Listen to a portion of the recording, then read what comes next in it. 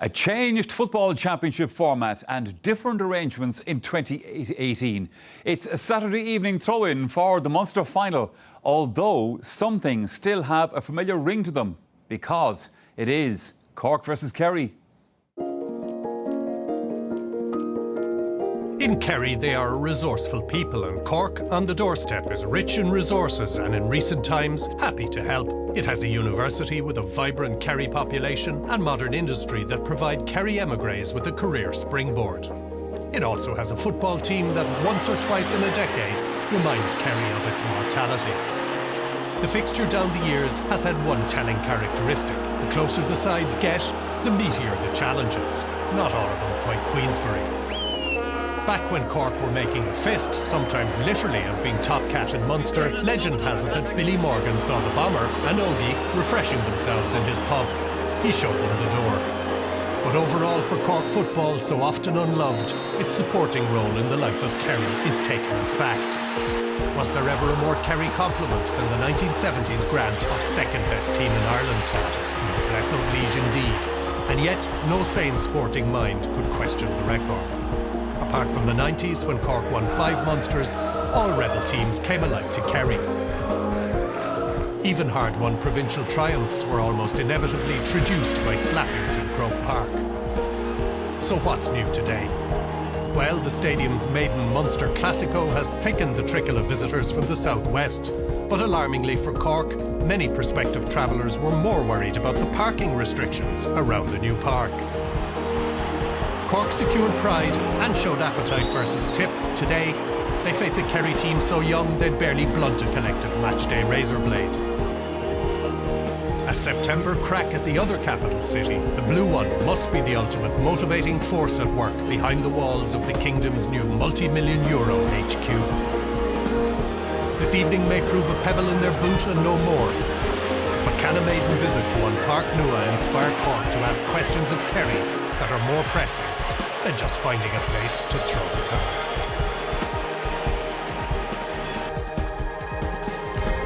It's the first Munster football final to be staged here at Páirc Uí Chaoimh since 2014. And Cork this evening are looking for a first championship win over their great rivals since 2012. Kerry are looking for a 6th Munster title in a row, and that is something that they last achieved in the 1970s. The throw-in for this evening's big match is at 7 o'clock. Yes, you're very welcome indeed to the programme. It's a lovely Saturday evening here in Cork. I presume it is where you are as well. Hopefully we'll get a good match as well to look forward to. Looking forward to it with me, we have in studio Kieran Whelan and Sean Cavanagh. Gentlemen, you're very welcome, and you're particularly welcome, of course, because for the two of you lads, this is your first time at the new stadium. It is surely, yes. I think the last time I was here it was 2002. Yeah. A dreary National League match, I suspect. David Clifford was running around in his Bob the Builder pyjamas at that point, so looking forward to the first Munster final, and I hope it brings everything it deserves. Yeah, and obviously the weather and everything else is adding to this kind of carnival atmosphere. And speaking of carnivals, there's one out the back there, Jenny Green and the RTE Orchestra are playing later on tonight, so it's a buzz around here. Yeah, it's brilliant, Mike, and lucky to be here. Like, a brilliant, fantastic new stadium, and one of the biggest rivalries we have in Gaelic football over the years. You know, it's a new environment for both teams. You know, Kerry were here last night, they had a run out here last night to get used to the place. So listen, it's the first of a rotation of provincial finals, and I think having provincial finals on Saturday night, I think, is a good thing. I think it's, you know, I think Saturday night is what the players like. I think they prefer a Saturday night game, and hopefully it's an experiment that works. Yeah, and as you said a moment ago, Kerry were here last night, and this is all the modern game as well. They were out in photo because you bumped into them last night. Yeah, they were down last night, and you know, as I said, they had a run out, a long day for them down there today. But like, I think they've 9 players coming to play and, you know, make their debut in a Munster senior final here, and so it's a huge test for them. So I'd say Fitzmaurice wanted to get them down, he wanted to get them together, get them ready. It's probably not something that they've traditionally done in the past, but they got the benefit of a run out here in the sun last night, so they have to put all the preparations in and be ready. It'll probably settle them, a young Kerry team, and if anything, I think Cork would have maybe hoped this game was maybe in a more parochial ground. You look out there and it's not a full house. I think Cork needs to get this game into an arm wrestle, and they need that parochial feel. Like some of the arm wrestles we saw in the clips in games past there. Yeah, there was a few hits. The spirit of Noel O'Leary would have been coming through in our era, and I think that's what Cork needs today. Cork needs that aggression from word go. I think they have to leave an imprint on them. And I think like Cork played with intensity against Tipperary, and it was something we hadn't seen from Cork over the last few years. But the work rate, the work ethic that they have, they've got. Kerry's strength is from number 10 to number 15. They've got to bring high intensity and aggression to this game. And let's hope it's not some of the imprints that we saw in the clips there a little bit earlier on. OK, it is time for us to get the team news on this evening's Munster final. And with us in the commentary box is Marty Morrissey. Thank you very much, Michael. It is an absolutely beautiful evening here in Páirc Uí Chaoimh. Kerry bidding for their 80th Munster title, Cork for their 38th. But as Michael mentioned earlier, Cork haven't managed to beat the Kingdom since the Munster semi-final in 2012. My co-commentator is former Donegal and Mayo star Mark Carney. Have Cork any chance? They have a chance if they get stuck into Kerry from the word go and don't let Kerry build up a lead. That's what happened last year. They had a very poor start to the second half last year as well. So start like devils from the word go and they have a chance. Will they start go? Well, we'll see, because this is the Cork team that will start. The Cork goalkeeper Mark White only plays in his second senior championship match in his career this evening, having made his debut against Tipperary. Mark is from Clonakilty. Jamie O'Sullivan is the rock on this Cork football team, although he's no relation to the hurling rock Diarmuid O'Sullivan. Sam Ryan and Kevin Flahiv are the corner men. Cork number 6 is Nemo Rangers Stephen Cronin. The Cork City man has two country boys on the wings, Kevin Crowley from Mill Street and from Moyes Tomás Clancy. The Rebels centre field is very strong and has massive potential, with former hurler Aidan Walsh at number 8 and the team captain from St Finbarr's Ian Maguire right beside him. It's an all-West Cork half-forward line with Sean White named to the 40 and with Kevin O'Driscoll and Rory Dean performing on the wings. The Cork inner line is the main scoring thread, with Mark Collins at full forward. John O'Rourke and Luke Connolly are top of the right and top of the left respectively. The Kerry goalkeeper is Shane Murphy and comes to Páirc Uí Chaoimh with an impressive CV between his club Dr. Crokes and his underage career with the Kingdom. Peter Crowley now appears to be first choice at full back for his manager Eamon Fitzmaurice, with Jason Foley in one corner and Breen O'Biogliach completing that inner line. Pag Morley from Templenoe in the south of the county is the Kerry number 6, with Paul Murphy and Gavin White providing defensive cover and attacking flair on the wings. Experience with a touch of youthful exuberance is the cocktail that Kerry have at centre field, with David Moran at 8, Jack Barry right beside him. There are two Kenmare footballers in the Kerry half-forward line. That's Sean O'Shea and Stephen O'Brien. Micheál Burns from Dr. Crokes is at number 10. Now, what about this full-forward line? David Clifford, Paul Ganey and James O'Donoghue have the potential to be the best inside line, not just in Páirc Uí Chaoimh, but indeed nationwide. Eamon Fitzmaurice in his 6th championship season and is essentially building a new team. New Cork manager Ronan McCarthy has a serious challenge on his hands, and the two managers have been speaking to our Claire. Ronan, your first Munster final as manager, Kerry in the new park. Can you halt their dominance in Munster? Well, we're here to try and do that. Look, we were looking forward to it from a long way out, and we started back whenever it was last November. So we've been waiting for this day, and it's here now, and all we have to do is go and perform. Crucial for you that you get into this game early and not let them build up a lead. Yeah, looking at previous matches, you would certainly think that would be important, but I suppose we've tried to say to the players, look, let's see how the game plays out. If there is an early goal or two or whatever, let's not panic and let's keep playing, let's keep doing the right things throughout the game, and to see where that takes us. Eamon, you've won the last 5 Munster titles in a row. Most people are predicting you'll make it 6 tonight. How do you keep that sort of talk, I suppose, away from your players? Yeah, no, we don't listen to that type of talk. Claire, every game is on its merit.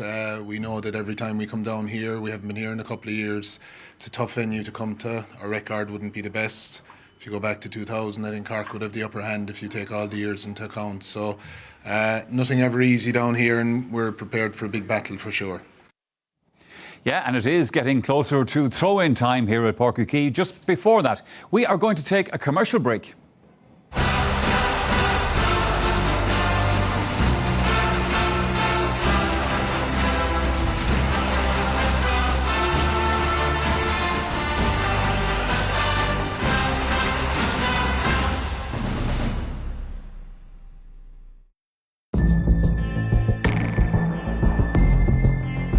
You read the game better when you've all the facts.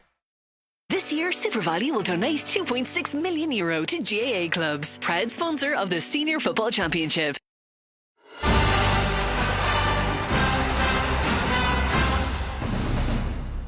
The locals just love a Kerry Cork final. The crack is mighty, the trade is good, the match result follows suit. You talk about the rebels, you talk about pride. But Cork have one last chance. Quickly taken. That's into Tyke Murphy. Yes, it's in. Cork with the greater balance, greater unity, and some deadly finishing. Colm O'Neill to illustrate that point. O'Neill has now picked 11 points. Ball floated in. Hudson gets a touch. Cork are back in the Munster final. Kerry, the closest of neighbours, the keenest of rivals. The second half of extra time. Dennis Morton recovers it. Sean Walsh, and that's 1 goal and 3 points from Sean Walsh. Into Ogie Morton. The hand pass into Mikey Sheehy. Kerry's goal, Mikey Sheehy the scorer. And it comes in here for Declan O'Sullivan. This is dangerous. O'Sullivan rifles it in. And Kerry leads. 30 magnificent warriors go into battle. The province of Munster.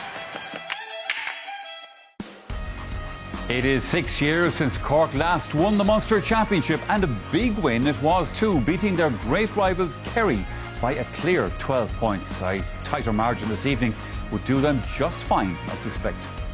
All right, then let's get some further thoughts on this evening's final as we go down pitchside to join Claire McNamara. Yes, good evening to you, Michael. Well, I was supposed to be joined by a Kerry man and a Cork woman. Unfortunately, Colm Cooper has been delayed making it here to Páirc Uí Chaoimh, but I am joined by Cork's Breed Stacco, winner of 11 Munster football titles. I know you've just called time on your own playing career, Breed, and you were down at the women's Munster final just earlier. Cork, a great comeback there and a huge win against Kerry. Yeah, massive win, yeah. So brilliant. Tonight, ahead of this one, can that inspire? Do you think the men can shrug off their underdog status? Of course, like I suppose, going in as underdogs, it's a position that most teams would like to be in. You're going in, I suppose, with no shackles on you, and it's just a case of going out and give it hell for leather for the full time. What do you think that Ronan McCarthy has brought to this group since he took over? I suppose he's definitely brought a new vigour into the group. You can see they're playing with a lot more aggression and I suppose a lot more freedom. There's a lot of trust in the team, and it's brilliant to see a lot of new players and new faces in, sprinkled with a bit of experience as well, which is so important. And I suppose I was at the match up in Simple Stadium up at Tipperary, and the lads put on such a show up there. It was fabulous to see brilliant football, free-flowing football, and everyone working tirelessly for each other. Yeah, that was an impressive win, which will give them confidence. But where do you see them trying to undo Kerry tonight? Where do you think Kerry might be vulnerable? I suppose Kerry is probably their first time playing here, since the stadium was built. I suppose they have a lot of new debutants as well. So, they can take, I suppose, a bit of solace from that it's probably not the Kerry team of old. But in saying that, Cork have to deal with a massively potent full forward line. And, I've no doubt Ronan McCarthy is probably putting structures in place. Sean White is named centre forward. Can't imagine he'll start there, that he'll come back as a wing back. And, Stephen Cronin will probably deploy into a sweeper position. And, that has to give Cork backs, I suppose, a sense of urgency in that they need to be aggressive in the tackle and try to cut out, the potent Kerry forward line. So call it first. Will it be Cork or Kerry? Kerry have a fantastic forward line, but this is a new look Cork, and I suppose that intensity that they brought up in Tipperary, coupled with a great Cork ladies win today, hopefully, we'll go for the double tonight. Okay, Breed. Well, thanks very much for joining us with your thoughts. Michael, from pitchside, back up to you. Thanks, Claire. Now, by the way, apart from this Munster football final we have on offer for you this evening, we are also offering you a very nice trip to the All-Ireland football final. Details in our competition a little bit later on. Kieran, let's talk some more about Cork, as Breed was doing there a moment ago, and you have been studying the Cork setup. Yeah, Ronan McCarthy is a very simple game plan, Michael. It's based around hard work, but it's also man-to-man. They don't play a zonal defence. They track the runners, and they play with one man extra back. Large amount of the time it's Stephen Cronin. Sometimes it can be Tom Clancy, and they probably get Sean White dropping back to cover their position. So you can see against Tipperary it was very, very effective. It's structured, it's organised, and based around hard work. And Cronin had a great game. Here we see, Tom Clancy's the one this time who's back in the position. Quinlan gets along the sideline. And what do you want your sweeper to do? You want him to cut off an obvious goal chance. He turns Jamie O'Sullivan, and he comes across. He's the man to come in and make the tackle. Again, we see Stephen Cronin here back right, sitting in front of the full forward line, and picks up a great ball here. And this is where Kerry's strength is. Kerry's strength is in their forward line. Cork's defence is going to have to be very structured, very organised tonight. Here again, you see Jamie O'Sullivan. here with Michael Quinlan. He'll go into the stand with him if he has to. That was his job. I can see him tracking Geaney tonight, and again Cronin is back protecting the full back line, and he comes in, gets a half block. So it's a very simple plan. It's going to be a difficult night from up against Kerry's potent forward line. But the other thing they do, Michael, is they flood midfield, and Kevin O'Driscoll and Rory Deane go into midfield. It's going to leave them a little bit limited in the last third. But I think midfield tonight is going to be a crucial battleground. Both keepers, Shane Murphy and Mark White, put a large majority of kickouts long in the semi-finals. And I think if Cork can physically get at Kerry and give themselves a platform in the middle, they've got to win that midfield battle, because if Kerry get enough ball into the forward line, Cork ain't coming out on top. Well, Kieran's mentioned it a couple of times, that Kerry forward line, and I mean, there was some serious talent there, Sean. It's the best forward line in Ireland, Michael. It's simple as that. That quartet of Sean O'Shea, David Clifford, Paul Geaney and James O'Donoghue, you can see the link play they have here. What I love about them is Sean O'Shea on his right foot, and he's heavily involved here against Clare. You can see him picking the ball up deep. The best man gets the ball every time. You can see Sean giving it into David Clifford here. Paul Geaney going on the loop. David looks as if he could shoot himself. No, give it to the better man, and that's Paul Geaney, who was immense in that game. He kicked 7 points off the right. This time, here it is again, Sean O'Shea, Geaney, Sean O'Shea in behind, and there's Geaney, that man Geaney again, popping up, and this time on the left. The balance they have, the link they have, the coordination they have, they didn't really let them all loose in the National League. They were coy, they used an awful lot of players in the National League, but they let them loose against Clare. They kicked 32 points. It wasn't massive opposition, but that's seriously impressive football. It certainly is. Teams that are in the parade, as we can see, lads. So, Kieran, who does it feel? Listen, I think Kerry's forward line is going to come through, but I'm expecting, this Cork team are growing in confidence. If they're in it after 20-25 minutes, they have an outside chance, but I think the Kerry forward line will just prove too strong. An outside chance for Kieran. What do you think, Sean? I think Kerry will be too strong. I think Kerry will have 5 or 6 points on them, and if they get those points early, it could be a hard night for Cork. All right, lads, thanks for that. Kerry, of course, have dominated Munster football down through the years, and this evening they are chasing an 80th provincial title. In the commentary box for us, Marty Morrissey and Martin Carney. Thank you very much, Michael. Well, you're not just looking this evening at a magnificent stadium, but at a venue steeped in sporting history. In days long gone, it was the Cork Athletic Grounds. Then in 1976, this place was revamped, redesigned and called Páirc Uí Chaoimh. The Munster football final here that year between Cork and Kerry was totally overcrowded with supporters who had to be left in along the side of the pitch, and footballers trying to kick sideline balls with Gardaí and fans all around them. Pat Spillane recalls waiting around the Cork goalpost for a 45 to be kicked apparently, and then somebody came along and hit him with an umbrella. Memories. Those were the days, my friend. 32 years later, a new chapter is about to be written this evening as Kerry footballers play here in 21st century Páirc Uí Chaoimh for the very first time. In fact, 9 Kerry players have never played here at senior level before, so in its own way, GA history is being made. Since 1986, Cork have had 6 different managers, Billy Morgan being clearly the most successful, but the 7th and latest is Ronan McCarthy. He's from Douglas here in Cork City and played on the Cork football team from 1996 to 2002. A crowd of 25,000 they were expecting. Don't be surprised if it's a little bit more. 22 degrees at least in the southern capital. It's beautiful here. The word on the street is that fans are coming here not just to see a Munster football final, but also to see at first hand the first real test for the new dynamic duo of Kerry football. Sean O'Shea at centre forward and the sensational David Clifford, both 19 years of age. Sweltering heat, the Artane band is here. Páirc Uí Chaoimh is just, honestly, it's just fantastic. And Mark Carney's here, also like the Kerry footballers, for the very first time. What do you think, Mark? Oh, what a setting, Marty. This is a magnificent setting altogether, and a glorious evening, and it's a setting actually that should inspire footballers to really play out of their skins. To my mind, Cork have a great incentive this evening to actually start their career, so to speak, start their time in Páirc Uí Chaoimh with a win. But I'm afraid, like a lot of the boys in the studio, that the Kerry attack, if they give sufficient ball, are capable of causing havoc. So there we're looking at number 10, that's Kevin O'Driscoll. He's part of an all-Cork, West Cork half-forward line, joining Sean White from Clonakilty and Rory Deane from Bantry Blues. But the people I met around Cork City this evening were neutral observers, and they were coming to watch this new young Kerry side. Cork haven't managed to beat him since the 2012 Munster semi-final, and indeed under Ronan McCarthy, Ian Maguire, the Cork captain from St. Finbar, has emphasised in a news interview with me during the week, doing the simple things and doing them well. But how they compose their defence is going to be very, very important. Yeah, it'll be very interesting to see, Marty, do they actually play a sweeper? Because that full forward line, to be honest with you, need an extra person to actually shield the Cork full back line.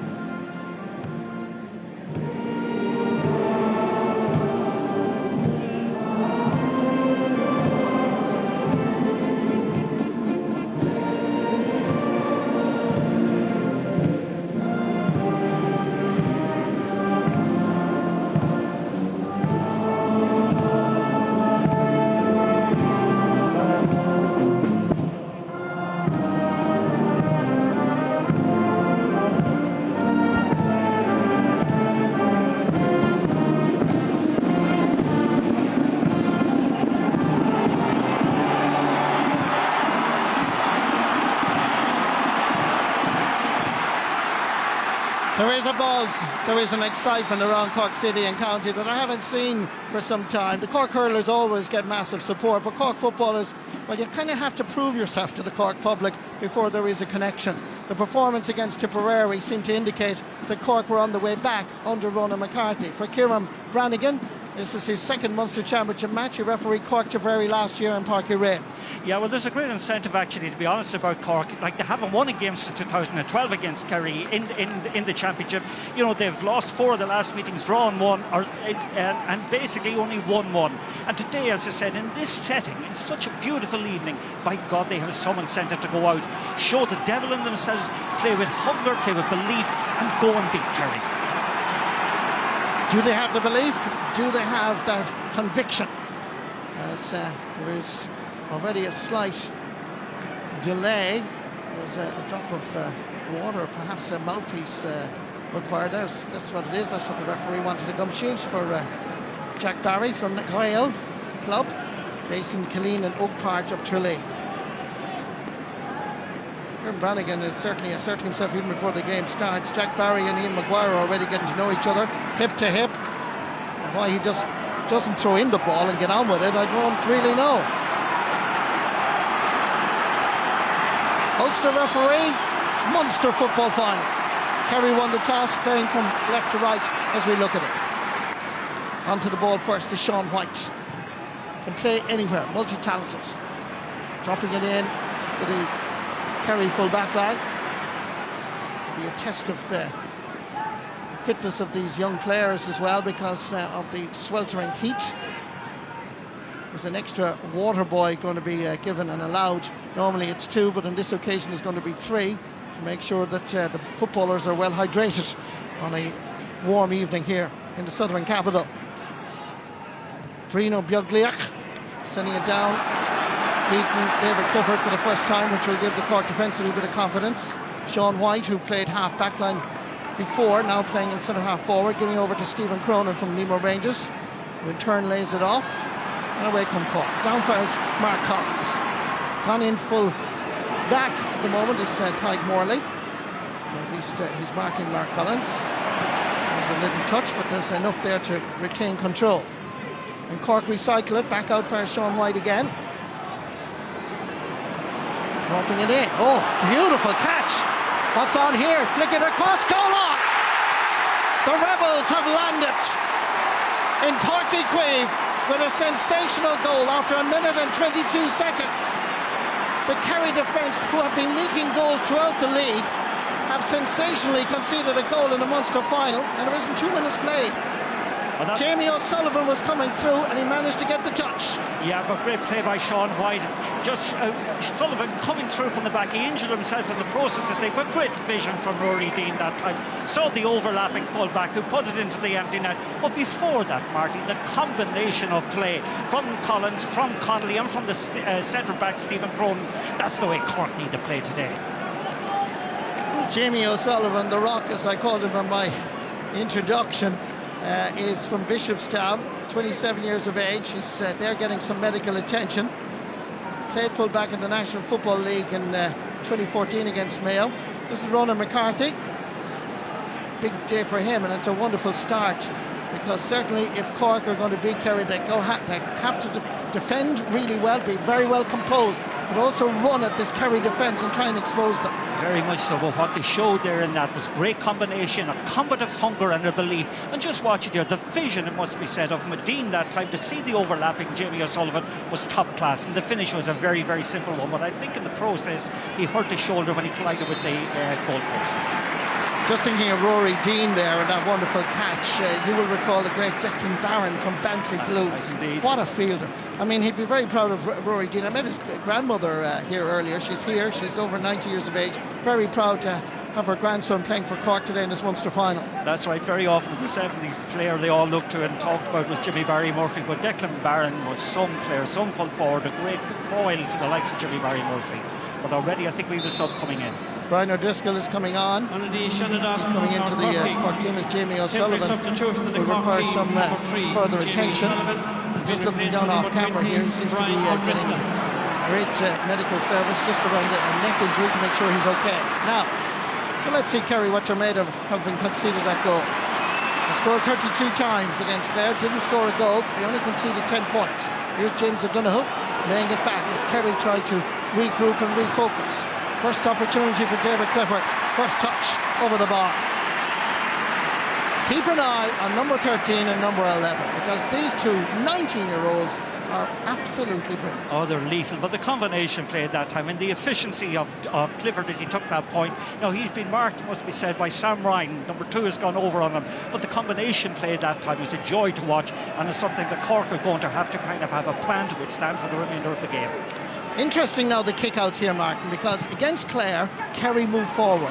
They're going to try and test out Mark White's kick-outs and try and force him to go into the middle of the field. And on that occasion, it's a wonderful catch by David Moore. So now, this is where Kerry are going to be good. Look at the speed, look at the stamina, look at the finish! Brilliant goal! What a response!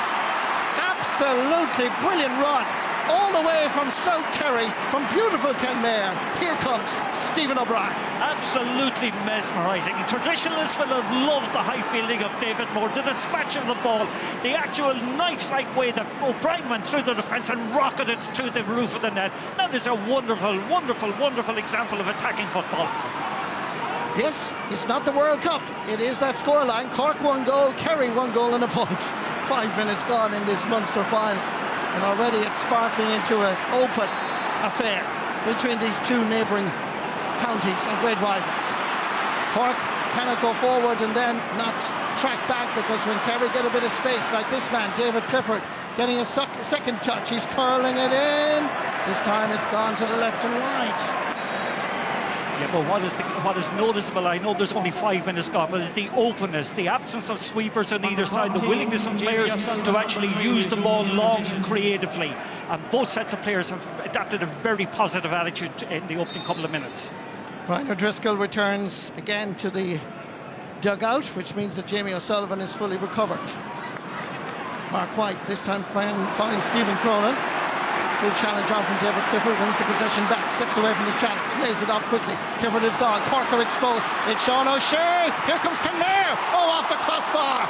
Back again. There's a chance. Great defending. Cork are under siege. They're under pressure and they're going to concede a 45. Well, we are going to be treated, I feel, to a thriller in Páirc Uí Chaoimh.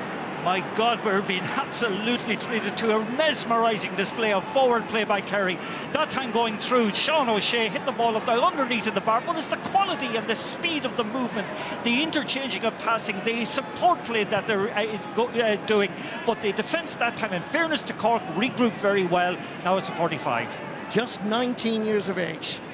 Can't play under 20 because he's played senior championship. That's Sean O'Shea.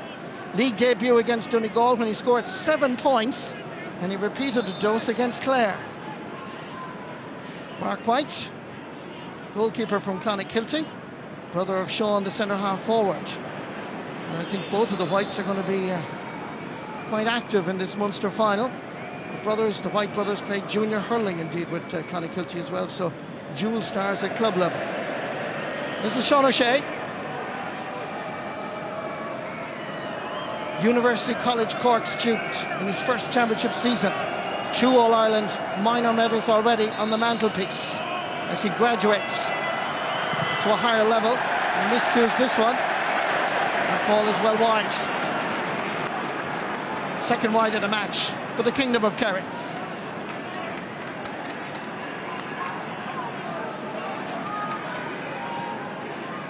Well, the advantage that Cork had is now gone. Negated very quickly, but this Kerry attacks are so swift, so innovative and so resourceful. Fabulous stuff to watch. I think this is important, Martin, that Kerry, and I think Cork forwards will also go onto the forwards as we look at this on the outside of the boat. Oh my word, great score. Yeah. Great score by Paul Ganey. Yeah, already we can see panic stations in the Cork defence. The first ball that went long, David Moran fielded very well, and now the two short ones they have got have been intercepted also. The Kerry attack are very alert, they're defending those kickouts very well, and notice they are pushing up. That's the point I was making, and I believe Cork will do the same. Yes, but it's going to force there for Mark White to go long, but Moran is majestic out there. And as Martin says, he's forced to go long. Up goes Ian Maguire. Cork retain possession. Rory Dean laying it off. To left corner back, Kevin Flav. Over to left half back, Tomas Clancy from Fermoy. Giving it back to the Banty Blues man. And away he goes. It opens up in front of him. Can he finish? Staley's going strong to fast. And it's a repeat of the first goals. It's not action replays. Cork respond with the second goal. This time Mark Collins. But a wonderful one once again by Rory Dean. And they are celebrating in the stands. Look at this man go from West Cork. Laying it across to another West Cork man. Back of the net. Bang. This is fantastic stuff altogether. Talk about Dean doing exactly the same thing as he did the first time, coming in that left wing, stripping the Kerry defence bare, and this time I think we had up in support Mark Collins, who again effortlessly put the ball into the back of the net. But the Cork attack along this left wing are starting to kind of find a lot of joy. Breakdown is from Rory Dean, lays it off quickly, fires the Cork captain from the bars around the Toker area of Cork City. On the ball there is Luke Connolly, Nemo Rangers man, beaten on this occasion by Jason Foley. One back, away goes the Nemo man. He's hitting it with the outside of the boot, and it sails between the posts. Listen to the Cork roar. This is really impressive. Early days, not even 10 minutes gone, thanks be to God. Not even 10 minutes gone, but the game has been enriched by a great display of attacking football from both sides. And just look at how attractive the cold can be when you have two teams going at it positively, going at it using the kick pass to effect. This is wonderful stuff to watch. Tyke Morley laying it down for his James O'Donoghue, pulls the brakes, comes back outside, looking for somebody available. The only man at the moment is Micheál Burns. He drops it in. Mark White comes off his goal line, only in his second championship match, made his debut against Tipperary. Laying it off as Cork counter-attack, and again it's that man, right corner back on this occasion, Sam Ryan, one of two St Finbarr's players on the starting 15 that contested the county final against Nemo Rangers last year. In the centre is Stephen Cronin, played in the All-Ireland Cup final, you will recall, against Corofin of Galway. Not a good day for Nemo, great day indeed for Corofin. But we've only had almost 11 minutes, and look at that scoreboard. 2-1 for Cork, 1-2 for Kerry. All the scores coming from play. Remarkable. Ian Maguire's pass just going behind Rory Dean. Sideline ball for Kerry. Going to be taken quickly. Kieran Brannigan, the referee, blows the whistle for the foul on Sean O'Shea. Yes, and it's very noticeable that Jamie O'Sullivan, who is named a fullback, is playing out on the centre half-back position and is attacking repeatedly. Peter Crowley, beautiful ball into the path of David Clifford. Away he goes. Sam Ryan is only chasing air, but Clifford on this occasion sends it wide. Third wide of the match for Kerry, and David Clifford's second attempt going to the wrong side of the post. There is so much happening here at the moment, and both teams are so cohesive up front. They're so ruthless also in their finishing. It's just great stuff. Kick out from Mark White. Up goes Ian Maguire. Breaking ball favours on this occasion Kevin O'Driscoll. Lays it into the middle. Whatever about the Kerry attack, the Kerry defence are having problems. Aidan Walsh back out to his midfield partner Ian Maguire. Kerry can play the flamboyant football, or rather Cork can play the flamboyant football as well. They're queuing up at this side of the field. Tomas Clancy is option number one. He's going to go for it. He's hitting it with conviction. Is it matched by accuracy? The umpire's going to signal wide. First wide of the match for Cork. coming after 12 and a half minutes of play. Yes, well, they'll be delighted. Ronan McCarthy will be delighted the way they have settled into the game, the way they have taken the game to Kerry. Kerry know that they're certainly in a match today, but the football being played by both sides, it's so impressive to watch, it's so enjoyable to watch, and great movement from both teams. Away comes Gavin White. Cork sticking in admirably. Free for the home side. Going to be taken by Sean White. Plenty of options available. Ian Maguire returns the pass and back to him again from Kevin O'Driscoll. A little bit crowded in the middle. Cork need to open it up now a little bit. Aidan Walsh. From Douglas comes Kevin Flav. Over for his Mark Collins. Keeping it low. Not a great ball for any forward. Should be a defender's, and it is.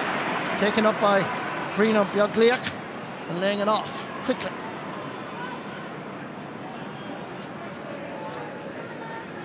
Gavin White from Dr. Croke's club in Killarney. Another one of the players that have 2 minor All-Irelands. Paul Gainey. Oh, that's a beautiful ball. Cork defence finding it a little bit difficult. James O'Donoghue laying it back. David Clifford to O'Donoghue. The threesome up front are going to be lethal. And the understanding between them, what a wonderful diagonal ball that created the opportunity in the first place. Yeah, mesmerising movement though. The way, for example, that time Gainey moved out to the side, Clifford took the ball, lovely little interchange between Clifford and James O'Donoghue, but it was the quality of the crossfield ball was a joy to watch. Means that everybody in the Kerry full forward line have now all scored a point.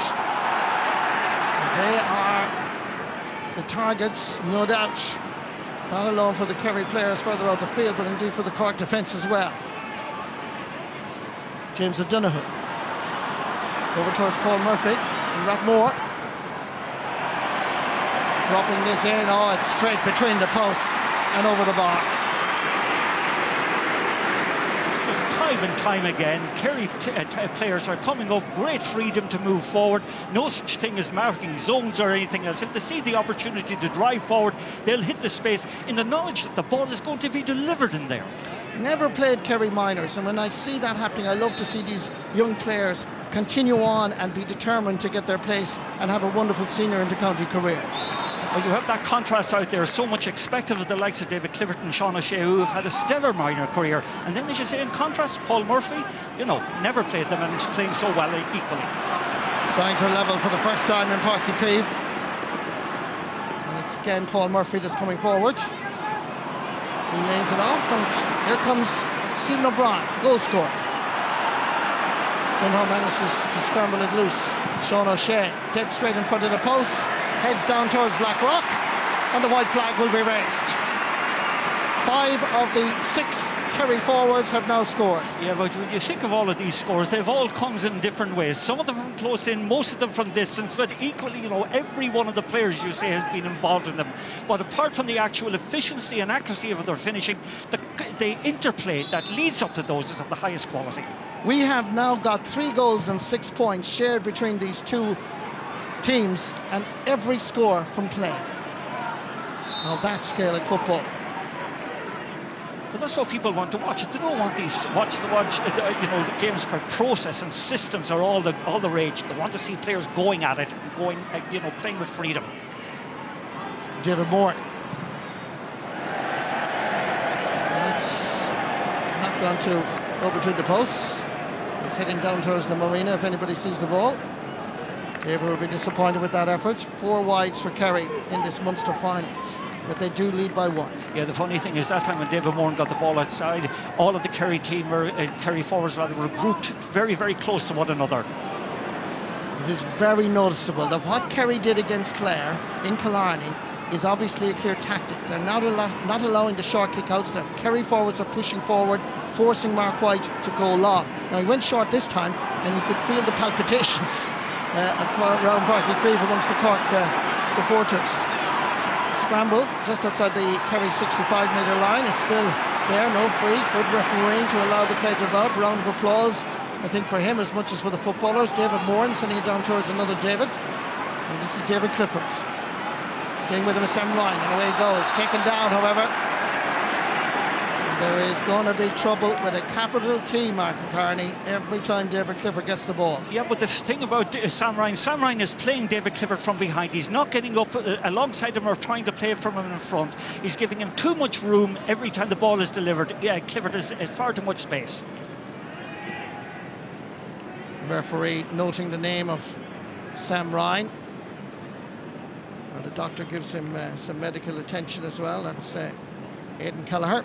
Dr. Kelleher from Clondrid, and it's a black card. That's going to be a change in the Cork defence. Deliberate foul. Cork supporters don't like the decision. Disappointment for Sam Ryan, but this is the reason. Deliberate foul here. Well, it's definitely a card, and he does pull him down, and the referee has deemed it to be a deliberate one, and therefore, if that is the case, it is a black card offence.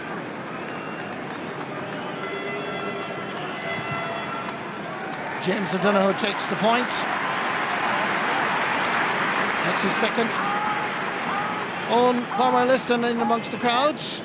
What a wonderful player he was at full forward during the Mick O'Dwyer era. He was something else. Yes, and again, let's just watch the kick out here. The goalkeeper is looking out. Every Kerry forward is pushing up. It's going to have to go along again. I just sense this is a long-term plan when Kerry meets the reigning All-Ireland champions, and a policy to try and deal with Stephen Cluxton coming down the road, but that's a bit of a journey ahead. Right now they're more concerned with Cork. Rory D. I like the shape of this guy. He's willing to run at the Kerry defence. Sometimes he shows too much of it like there. And Kerry can move that swiftly back. Micheál Burns. David Moore. There's only one man up front, and here he is. James O'Donoghue. Gone inside is David Clifford, so too is Micheál Burns. It's 3 against 1. But the one is so vital. Aidan Walsh from Kinturk. Giving it first, Sean White. Clonakilty. Left corner back, Kevin Flahav. Just some statistical information. Cork haven't scored for 10 minutes now. Kerry, you feel the pendulum is just beginning to swing their way. They've settled a little bit. Cork intensity has dropped. Gone forward again is Paul Murphy. Gone for the return pass. He gets it. Comes back outside, calling for this James O'Donoghue. David Moran is also there if he needs him. Back to the conductor of the orchestra, James O'Donoghue. In towards Paul Ganey. Here we go, and across the face of the goal and over the bar, more importantly. Paul Ganey's second point of the game. Yes, there's so many options, Marty. They're playing it long, they're playing it short. That time, great ball from Ganey, over the bar. But it's just the quality of their movement, the way they're able to kind of interchange positions, get into dangerous situations, and the efficiency of their finishing is just wonderful at the moment. But at defence, I think sometimes we ignore the quality of the Kerry defence. They are so tight at the moment. Crowley in particular has now tightened up on Mark Collins, and as a consequence the source has finished into the Cork forward line. Just to confirm that James Lockery is on. He's come on at corner back instead of Sam Ryan, former Antrim footballer playing with Mallow, as Kerry go into the attack, and that's over the bar. And it's Paul Murphy's second point. Not alone to the opposition have to deal with the 6 Kerry forwards, but you also have to deal with Paul Murphy coming all the way from Rathmore. Yeah, Paul Murphy is playing left half back rather than he has switched over to the far wing, and from that area he's able to get on his foot and get forward and cause havoc. Breaking ball picked up by Mark Collins, who's now operating on the 40, in towards Luke Connolly, who we've seen very little of, and he's the main scoring threat up front for Cork. But he needs quality ball. It hasn't been delivered so far. This is Jason Foley, the right corner back from Ballydonoghue. Produced great footballers in the past like Robert Bunyan, captain of the Kerry minor team back in the 70s. And away comes Jack Barry, another good footballer.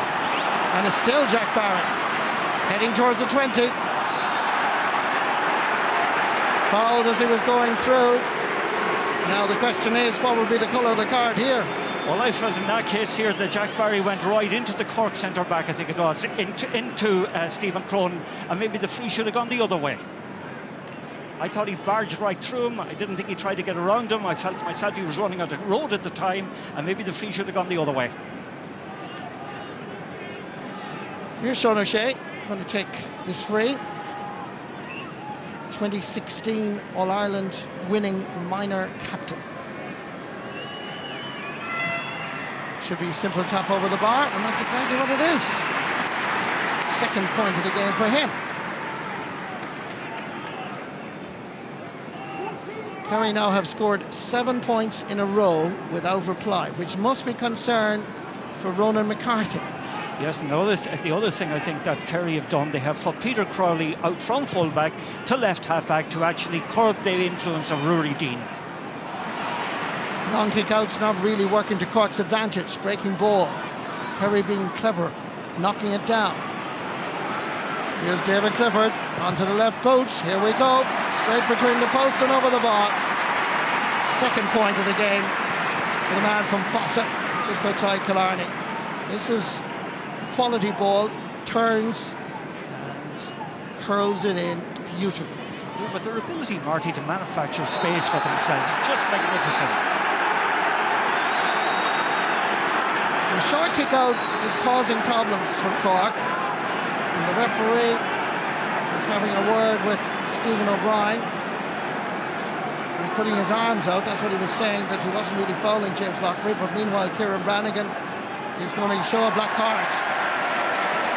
Second black card of the match. Yeah, I think he was deliberately preventing him actually from going for the ball. Just watch it here. He just comes around him, takes him down, and that basically is a black card offence. Absolutely.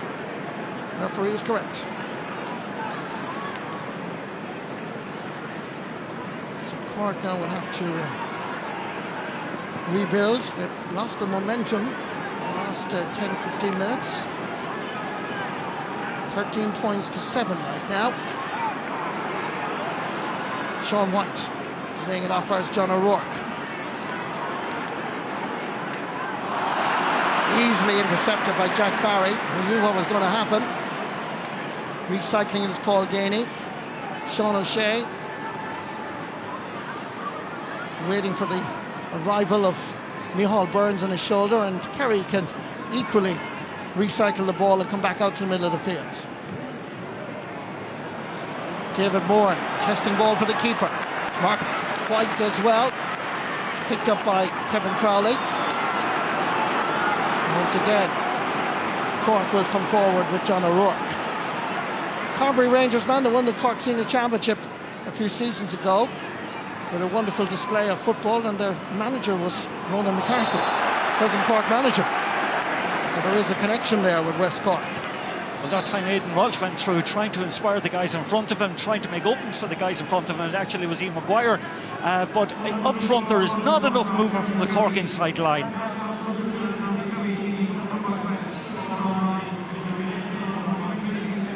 Kerry are going to introduce Kevin McCarthy for Stephen O'Brien, who scored that cracking goal. So Kevin McCarthy is on as we look at John O'Rourke. Loading this one in. The goalkeeper decides to come off his line. Gets the touch. And the Kingdom come away with it. David Moore. David Clifford. Linesman has his flag up. He did his best to keep it in. No argument from the 19-year-old.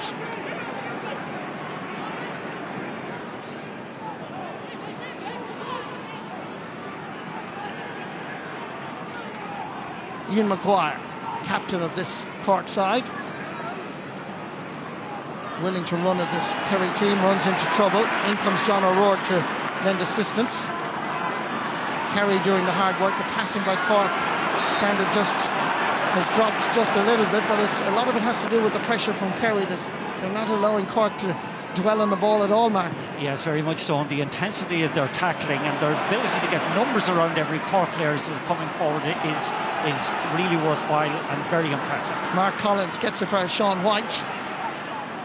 Back again first Collins. Tenacious defending by Kerry. They're doing the hard work. And Long can play the flamboyant football up front when required, but this is all part of the game as well. Full credit to Tyke Morley. Temple Noman. Made his championship debut 2 years ago against Clan. Turnovers, just some further information. Cork 5, Kerry 11. As the Kerry lads go back into the attack. Peter Crowley looking around. Cork are back there in numbers, so they have to wait for the arrival from the midfield area. The speed and intensity has just dropped a little bit. And that's understandable in this heat. Overcarrying, says the referee. And likewise, while I was praising the Kerry defence a moment ago, plaudits as well to the Cork back. Yeah, but the shape of the Kerry forward line has actually just gone awry somewhat at the moment. They're not getting the width in their attack, and they're actually being easily closed down now by the Cork defenders. Ian Maguire is fouled. Aidan Walsh is looking at his options, and there aren't too many, I'm afraid. Young Footballer of the Year 8 years ago, and twice an All-Star. Kerry turn it over. Lovely skill by James O'Donoghue. Larney Legion man. It's an easy ball from Mark White. Stephen Cronin makes himself available. Plenty of Cork jerseys around. One of them belongs to Sean White. Again, the pressure comes. But really, Cork should be doing a little bit better because there wasn't great pressure at the time. Another ball lobbed in, and an easy ball again from Mark White, which is a bit surprising. That's not normal service by the Kerry attack. Yeah, that's very wasteful to Kerry. 2 attacks there. They've had 2 good opportunities and points, and both spurned. We're on the 29th minute. Cork haven't scored since the 9th minute. 20 minutes without a score. And that pendulum of dominance swinging, I would suggest, Martin, very much in Kerry's favour right now. Very much so. That aggression and that defiance that we saw early on from Cork is gone, but that is because Kerry have upped their work rate considerably since the first 10 minutes. Better from Cork. Good defending. Tomas Clancy is available if required, but it's Clancy that has it eventually. Gets by the first challenge. Coming through the middle. Ian Maguire, on fire is John O'Rourke. Luke Connolly has scored a point in the opening half. He's going for it here. Looks the goalkeeper across. The chance here for Mark Collins. Tries to jig left and right. Will he be satisfied with a point? He'll be disappointed with nothing. Well, that's a big opportunity spurned that time by Cork. Connolly going through from one side. I thought he was going to go for a goal for a moment. He was in 2 minds. And then when it came across actually to Mark Collins, came off the bar. Mark Collins probably didn't. He was in 2 minds really. He wasn't decisive enough when the opportunity arose and made a mess of it as a consequence. But there are signs though, Martin, that when Cork get the ball up to their forwards, particularly their inner line, when you run at Kerry, they look a little bit exposed. Yes, but particularly down this side of We're On, down this side of the field, on the left flank of the field, they're doing well down this side. Like now, with Aidan Walsh to Rory Dean. Chelsea goes right, goes left. Lays it off. The referee says there was a follow through by the Bantry Blues man, and the free is given to Kerry. And the referee also wants to have a word with Rory Dean. Let's see what happened here. Rory Dean let the ball off that time to his wing forward, I think, to his corner forward, but that time he just a collision between the two of them. Now maybe the angle that the referees seen is different. Now to me that wasn't a black card offence. I didn't think that was a black card, maybe a yellow card if anything, but it is a physical game. I didn't think there was anything deliberate in what he did that time. I think that's a harsh call. Well, let's look at it from this angle here, because I would agree with you initially. Let's see there. He ran into him, but there is nothing untoward about that. That did not deserve a black card. Suggest that his momentum just carried him through. It carried him into him. No, that is a harsh call by the referee, I think, and a wrong call. Black cards tally is increasing, and he is a huge loss because he was playing well on the ball, running at the Kerry defence, and certainly was a creator. He had a great opening 10 minutes in particular, and in fact every time the ball has come down this left flank of the pitch, the Cork are attacking. They've done well here, but in that case I think Rory Dean's momentum carried him into the Kerry defender, and basically Jason Foley fair enough went down, but I didn't think it was a black card offence, or in fact even a card offence. You know, the funny thing is, Martin, when you go to club games around the country, you hardly see, in fact, you never see a black card, hardly. But yet, it's becoming a talking point here now in the opening 35 minutes. It's Tadhg Morley. Laying it back. It's Kerry again, retained the possession with Morley. David Warden goes into a centre half back position.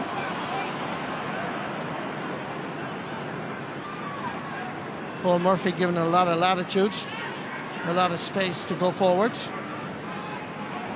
Jack Barry shows nice pace, willing to challenge, goes forward. The last time he did that, now he got a free, this time he didn't. Apparently you thought he was barging the last time, but lovely skill. And the Cork defence doing well. It's great defending that time by Jamie O'Sullivan. Played the ball expertly. Beautiful, beautiful base and dispossession. And Maguire lays it off. And Cork now counter-attack. Minute and a half or thereabouts left in this opening 35 minutes of the Munster final. And John O'Rourke and Kevin O'Driscoll. They keep ball. The pass across the field is not a good one, but luckily enough from a Cork perspective, it's Tomas Clancy. Willing to run at Kerry again. Still Tomas Clancy has to release it. Under severe pressure is John O'Rourke.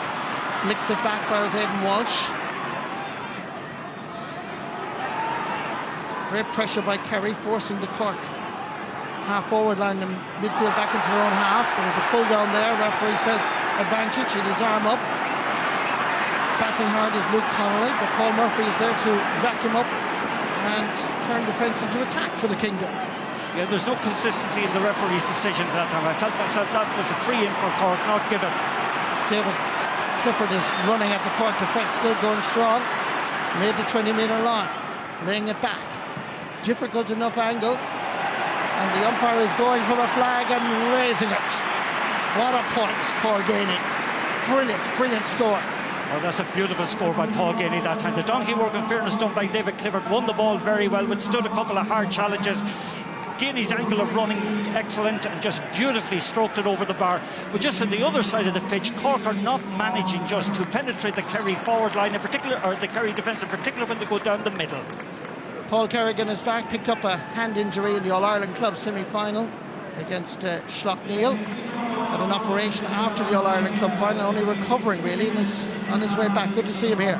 Yeah, so I suppose the most damning statistic about Cork at the moment, they haven't scored since the 9th minute, Marty. There was 2 goals and a point to 1-3 after about 9 minutes or so. Cork haven't scored since then. As your television screen is indicating, our graphic, there's going to be at least an extra 3 minutes. When Cork come good just before the stroke of half-time. It's a long time not to score, my word. The 9th minute. Yes, 27 minutes. Yeah, but I think actually, in fairness to the Kerry defence, what is happening with Paul Murphy is getting forward a lot, but he's also acting as sweeper and doing it very effectively, covering the spaces very, very, very Kevin well. Crowley dropping this in. Easy ball for Shane Murphy.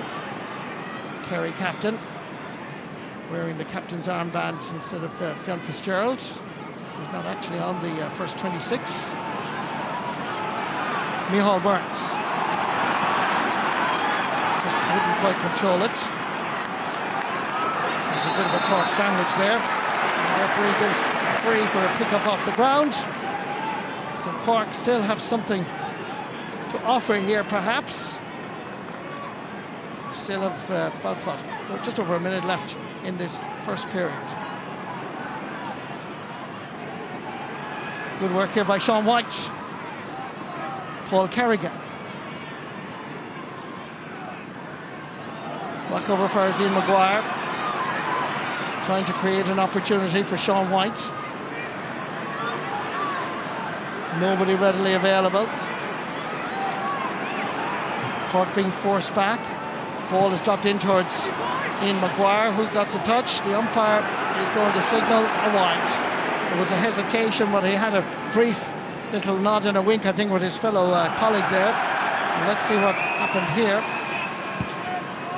Well, as far as I can see, the Cork defender actually did put it out that time. I felt myself it ought to have been, I think, a 45. Well, the umpire had a quick look at his umpire, but he was happy enough to wave the ball wide. For Ronan McCarthy, the opening 10 minutes was really top-notch, but now he has serious dilemma when Kerry have taken over. That's the scoreline of 111 to 2-1. Yeah, but the aggression of the Kerry team through that half is really what's there, apart from the quality and the interplay of the forward line.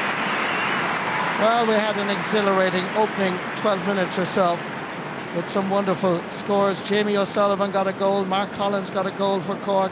They were the two goal scorers. Stephen O'Brien got a goal for Kerry. And then, of course, there were 3 black cards. First to Sam Ryan, then Stephen O'Brien, and then ultimately to Rory Dean. At half-time in sunny, warm Páirc Uí Chaoimh on the banks of the Lee, here's the scoreline. Cork 2 goals and a point, Kerry 1 goal and 11. Plenty to talk about, don't go away.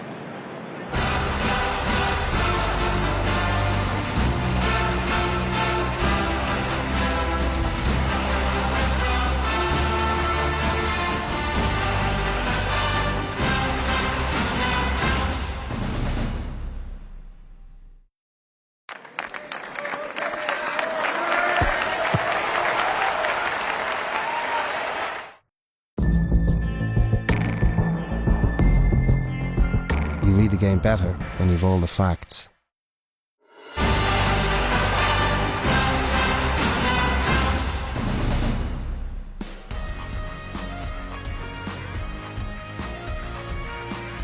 We are halfway through the 2018 Munster Football Final, and it is Kerry who have the advantage. They lead Cork by 1 goal and 11 points to 2 goals and a point. Cork cracked in 2 early goals, but it is, of course, Kerry who have been knocking over the points for most of that half. Enjoyable first half, lads, but there is a 7-point gap between the two of them at the end of it. Yeah, Michael, there's a huge gulf in class, I think, out there. We've seen this is a relatively new Kerry team, but this is a serious Kerry team that's going to be around for a long while. And if you're a Kerry supporter, you're usually optimistic about what you've seen out there. Cork got the perfect start, to get the 2 early goals, but Kerry tactically have dominated the game. They've totally squeezed up on the Cork kick-out. They've committed 12 men forward. Cork don't know what to do.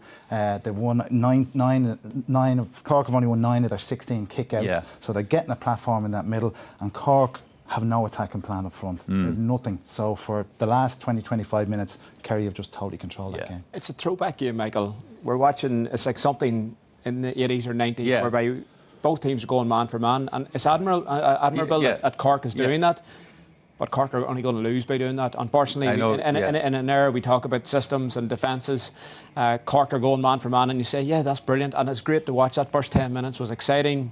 Cork got the goals. We thought we're in for a spectacle, but the reality was when the game settled down and Kerry started to get one-on-one, Gainey, Clifford, Sean O'Shea really made hay, and it's only going to suit Kerry. We did think from those early 2 goals that we might have a situation where Cork were going to really rattle Kerry, because they were well taken goals, although they weren't great defensively. That was the start they needed. And, the biggest question mark is still over Kerry's defence, but they have enough quality up front to back themselves. And this comes from the direct ball. Great take by Rory Dean, and Jamie O'Sullivan is after drifting into that position.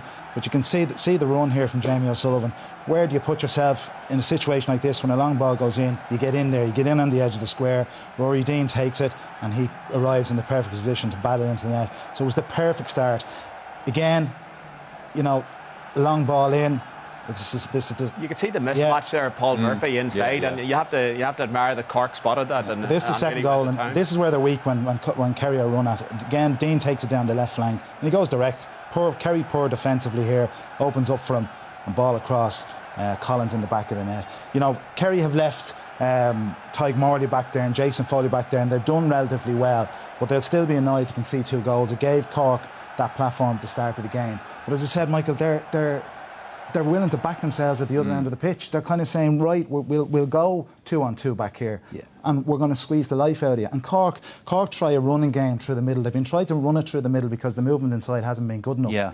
And Kerry are very smart where they implement their fouls as well. They slow the game down around the middle of the park, and that lets them reset and get back. So tactically, I think they've been much better, because even on their own kickouts, they've gone short all the time. So Cork have never had a chance to pin them in this half of the field for any period of time. So they're totally controlling the game, and the class that they have in the forward line is just too good. Speaking of the forwards, they got a cracking goal, Kerry. They didn't panic. You could see Cork had their tails up, but you could see Kerry feeling their way into the game, and you could see they started to dominate around midfield. David Moore, I think, got his hand in this. Stephen O'Brien, a very direct runner, probably faster carrying the ball than he is without it, and you could see there the amazing finish. The one thing I want to highlight with this goal was you could see the Cork defender, and he's following his man for man, but he's got to spot that danger. He's got to spot that Stephen O'Brien has a step on his man, and Stephen O'Brien burned down in goal with space inside. There's only going to be one outcome. A little bit tactically naive from Cork, and that really sprung Kerry into life again. Good goal.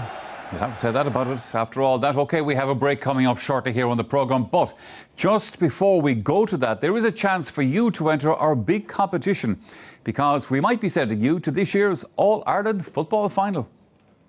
We've teamed up with Sure, official statistics partner of the GAA, to give you the chance to win a trip to one of the biggest weekends in sport, the All-Ireland football final. This great prize for you and a friend includes a 2-night 4-star break in Dublin on the All-Ireland final weekend this September, and €1,000 spending money to make it a trip to remember. For your chance to win, answer this. Which county won the 2017 All-Ireland football final? Was it Mayo, Kerry or Dublin? To enter, call 15 17 71 71 82 or text the word GAME followed by your answer and name to 57001. Calls from the Air network will cost €2.03. Calls from other networks may be higher. Viewers of the North can also text to 57001 or call the number on screen. You must be over 18 to enter. Lines will close at midday on Monday, June 25th. Full details are on rte.ie/competitions, where the lucky winner will also be revealed.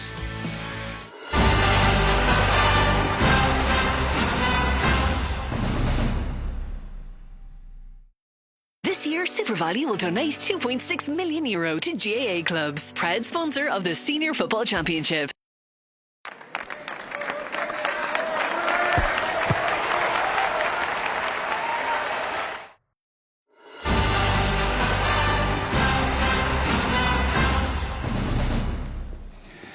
Welcome back again. Now let me just mention to you, if you have done the weekend lotto, tonight's draw is over on RTE2 television very shortly. And a reminder of the half-time score here at Páirc Uí Chaoimh. Kerry leading Cork by 1 goal and 11 points to 2 goals and a point. 3 black cards, gentlemen, in that first half. There were talking points. Martin and Marty were talking about them in the commentary.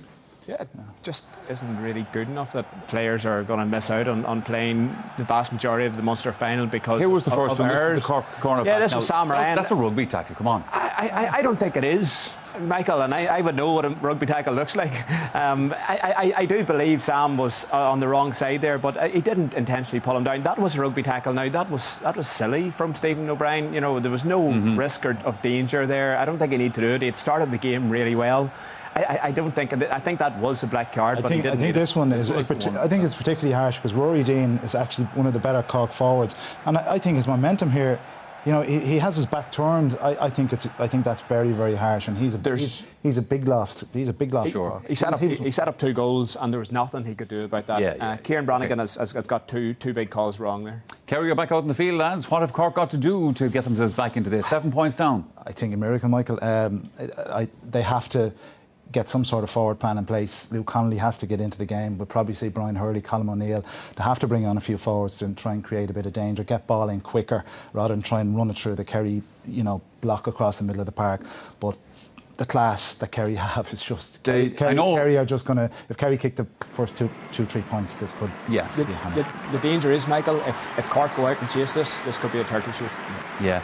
Mind you, Cork will have, I know it's not a big factor, but they will have the breeze in their favour in that second half.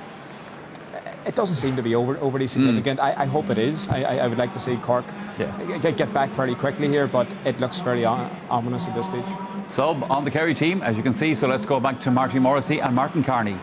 Thank you very much, Michael. Just confirming that Darren O'Sullivan is on for Kerry. Well done, man. And the player that's gone off is Micheál Burns. And change in the Cork lineup as well. That looks like Brian Hurley that's on as well as Peter Kelleher. Peter Kelleher from Kilmichael. We'll firm that in a moment, but I just see that Brian Hurley and Peter Kelleher, who are really good footballers, both of them coming back, Brian Hurley in particular coming back from injury. So here we go, second half is on the way. Cork haven't scored since the 9th minute of the first half. Can they do better in the second? Kerry's scores 8 points without reply. So the start of this second half is crucial. James O'Donoghue flicking one over. The Cork defence, Kevin McCarthy is there. Unfortunate untimely slip and out over the sideline. Line ball for Kerry. Correct call. Yeah, clever play that time from Darren O'Sullivan. Kind of played the ball into the stomach of his Cork defender and got a free kick or a sideline ball as a consequence.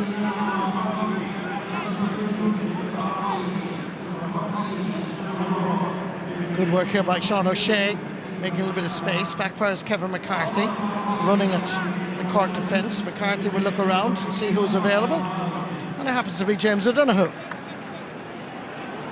Doing a lot of slipping and sliding down that left wing, and away goes Kevin McCarthy, skipping inside the cover. Good ball inside, there's an opportunity. Dummy to the right, hits with the left, back of the net. Beautiful to watch. Just watch the hip movement.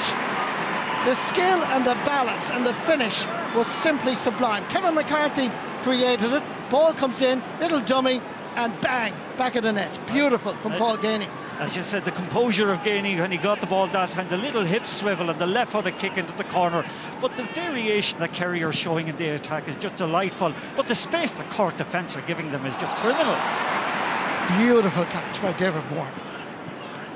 Know that his dad Ogie Moran is watching and is here at Páirc Uí Chaoimh, and away come Kerry again. Cork are in deep trouble, ball comes back outside as David Clifford left, right, outside the post.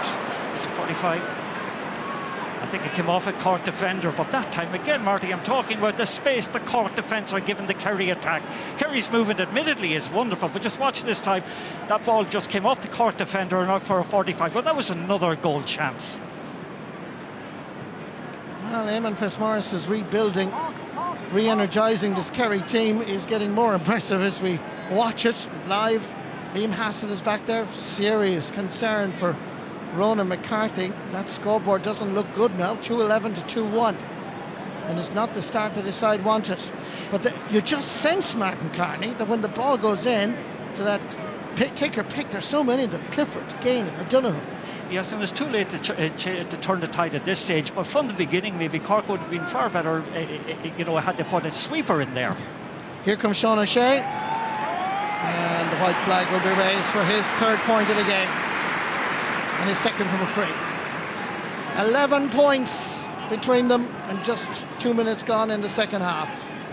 When you think of the exhilarating opening 9-10 minutes we had from Cork, and they still haven't scored beyond the 9th minute, in case you've just joined us here, and the journey back looks even more difficult than what it was at half time. Yeah, I think Cork created a little bit of a mirage at that stage, but they haven't built from there or pushed on from there. It's a bit of a struggle, but David Moran gets it out for his Paul Gainey. Good defending by James Lockbury. It goes into a Kerry cul-de-sac. Referee Kieran Brannigan eventually blows his whistle. Yeah, but the thing of it, that's a very young Kerry team, but their exuberance and their willingness to work for one another is so impressive, and you just sense that we're seeing the beginning of a group of players here that we're going to see a lot of over the next number of years. Eamon Fitzmaurice, I think we're going to see a lot of Eamon as well. His 6th championship campaign, appointed principal of Tubble Sculcura Gwynna in Dingle, which will be further responsibility for Mr. Fitzmaurice. Beautiful school in West Kerry. South Kerry is represented here by Sean O'Shea.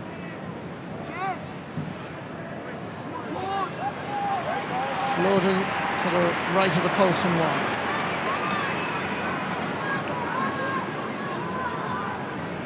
Well, the Kerry people know their football, and I can assure you, I think as Kieran Whelan was saying at half-time, they'll be happy enough. Oh, they'll be delighted with this. They'll be delighted with what they're seeing today. And again, from a group that are so young, they're so enthusiastic. Their ability to play coordinated football, find one another is so impressive. Peg Morley. Over far as Gavin White, one of the Dr. Crooks boys on the team, of Ireland club medal from last year. Spraying it wide. James O'Donoghue sending it back in around the house. Chasing after this is Sean White. Ball to the ground by centre half forward Sean O'Shea. That seemed deliberate to me, Martin. Well, that was deliberate. That to me was a black card offence also. The ones in the first half where there was another one that was a black card offence. That was a pull down, deliberate pull down, should have got a black card. Tomas Clancy pulls the brakes and is immediately swamped. James O'Donoghue is in there. The referee blows the whistle. Yeah, touch on the ground, but Kerry are so composed when they get the ball. The movement is just outstanding. Let's just watch this again. No, I don't think that's a black card. In fairness, I have to go back on that. Sean White that time was slipping in the process of turning, and I don't think, in fairness, that was a black card. Yeah, and when you look at the replay, the referee on this occasion was correct. Luke Connolly. Look where he is, deep inside his own half backline, and he's one of the major scoring threats up front. Yes, and just look at the other side of the field, the way at the moment Paul Murphy is covering off, just covering the space in front of the Cork full forward line. Paul Kerrigan will run at this Kerry defence, brought to the ground, and responding to a challenge from Gavin White, who stands his ground equally. And this is going to be a free for Cork. The referee. It's a free for Cork, and it's going to be a card again. Which colour I don't know, but just watch it. He tries to go inside here, and he's taken down. No card being shown. Well, you see, the referee at the beginning set a standard by issuing black cards from an early stage. Now he seems to have actually gone back on the way the way he refereed the game early on. In fairness, I don't think there was a black card involved in that, but maybe there should have been a yellow card issued. Luke Connolly going to take this. Moved out from top of the left to the half forward line. Scored 10 points against Tipperary. Yeah, but just look at the Cork attack. Every single Cork forward is standing beside his man. They're not offering Luke Connolly any option whatsoever. Not good, I'm afraid. But your point is well made, Martin, because there was no bit of dash, no bit of exuberance from the Cork attack when you compare with what they produced in the opening 9 minutes. I know I keep saying it, but it is 9 minutes. And that was when they scored the 2 goals and a point. Meanwhile, Kerry are on the ball, and away they go. This is Darren O'Sullivan, former All-Ireland winning captain. Back to Paul Murphy. And Cork tactics have changed. They're falling back now rather than tackling when they were in the first half, where they were tackling the man in possession when he was inside his own half of the field. Here's Paul Gainey, just to the left of the post and wide. But Martin, the body language, and we're up here on whatever floor this is, which was part to be the 7th floor, but the body language coming from Cork is a team that's already defeated. Very much so, and the influential cohort that they have are really not delivering. We expect a lot from Aidan Walsh, we expect a lot from Ian Maguire, but they're just not getting to the pitch of the game whatsoever, and they're chasing shadows, in all fairness, at the moment, all over the field. Kick out going over the sideline doesn't have the confidence. David Clifford laying it off. James O'Donoghue. Out for Sean O'Shea. Gavin White is coming to stand side. Jason Foley, he's the right corner back. Darren O'Sullivan on 22. That'll be huge disappointment for him. No, his finishing betrayed him that time, but the options that Kerry have available to them are just all over the pitch. Just it's an embarrassment in many ways. Like Cork are not able to follow their men, they're unwilling to follow their men, they're not aggressive enough in the tackle, they're not getting first to the ball, Marty, in any sector of the field at the moment. Again, Mark White goes long. Picked up by Luke Connolly. Going forward is Ian Maguire. Pushed as he was going forward. The referee is getting a few words from the Cork captain, because I think they felt that advantage should have been given. But just watch this here. It was a push. That's a push in the back by Tyke Morley. Yeah, it's a free in straight in front. Should give Cork their opportunity to get their second point of the match.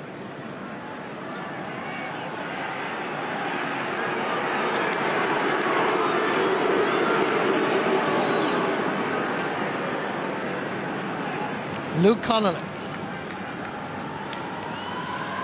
Just to the left of the posts. And Cork are back on the scoreboard. 45 minutes played. 10 minutes into the second half. That's their first score since the 9th minute. You don't win games, whether it is Junior B or Senior Munster Championship finals, with that sort of a scoring average, Martin. No, and maybe, you know, there was a sign there, maybe if they run hard at the centre of the Kerry defence, they might get a little bit of joy. But that's what they were doing in the first 10 half. minutes. Yeah. But I think in particular, Marty, when they ran doon the left flank here in the first half, they had a lot of joy, but that is all dried up. And that's where Rory Dean is such a loss. As Darren O'Sullivan lays it off, and there's more trouble here. Oh, good save, Mark White. The Kerry man went for the glory. Now the Cork crowd get behind their team. Here comes Paul Kerrigan. Luke Connolly is available, so too is Ian Maguire. Thought about giving it, decided not to. Gives it instead for his Mark Collins. Back again for his Paul Kerrigan. Kerry are back, retreated at this stage, and by the time they get around to getting near the goalpost, Kerry will have it well protected. Here comes, coming forward is James Lockwood, former Antrim footballer, trying to get inside the cover. Stopped by Tyke Morley. But this is a little bit better. There's a bit of dash, not much of a dash, but there's a little bit more from Cork. A little bit more, but there was a really admirable piece of defending a couple of moments ago by David Moore, and the way he tracked back Paul Kerrigan and managed to dispossess him and turn the ball over. Jamie O'Sullivan got a touch. Paul Ganey was being a little bit too fancy. That's a sideline ball for Kerry. Yeah, well, maybe David Moore didn't actually dispossess him. The dispossession came a moment later. Great shot by Peter Crowley. Good save by Mark White.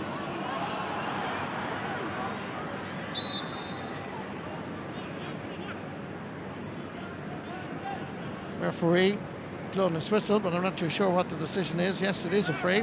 Paul Murphy going to take it. Well, I think Paul Murphy asked for that free, and the referee eventually decided to give it to him. Paul Murphy gives it away so easily. Very unusual. Now, can Cork make the maximum use out of that mistake? Good defending, Jason Foley. Cork still have the ball. In the centre is Aidan Walsh. Coming over this side is Paul Kerrigan. Walsh decided to hold on to it. Cork delaying it. They need to be faster, more incisive. Ian Maguire is aware of it. Gives it into the centre as Cork seeks scores. Look at that. 1, 2, 3 Kerry defenders back there. Who has it now? And the referee eventually blows the whistle. Yeah. Ian Maguire getting a fray, and perhaps there's a bit of passion overflowing here, and maybe the referee is going to have to take control of this, because this wasn't quite expected, because it's been played in a very good 15 minutes. Well, I think referees have been told this year if there's a third man into a melee like that, the third man is the one that will actually be kind of singled out. This is what happened here as Cork went forward with Brian Hurley. Brian Hurley, yes. And good defending, as you said, Marty, by Cork defence. Now, at that time, I think it was Maguire, was it? Yes. Ian Maguire, yes. Maguire got the ball, again fouled. And but people then started wading in. I think Tom Clancy gets involved in it. Jack Barry's involved. And I think maybe the referee is going to certainly have to issue a couple of yellow cards here. In fairness, it's all unsavoury and it's all kind of maybe untidy. There was no belts or anything thrown there. Unnecessary. Unnecessary, yeah. But what it is showing, at least with Cork, they're certainly gets passionate about it. And they've had a couple of attacks here in the last couple of moments through the middle that have actually yielded something. No, this is where the video referee would be a great help, wouldn't it? It's working well at times in the World Cup. Maybe that's what we need. Yeah, VAR by the Lee. Well, there's a deep conversation. Referee Kieran Brannigan has now made a decision. Yeah, I said the yellow cards issued. I don't think there was a red card offence, and there was nobody who went and actually struck a box as far as I could see. It was untidy, it was unsavoury, but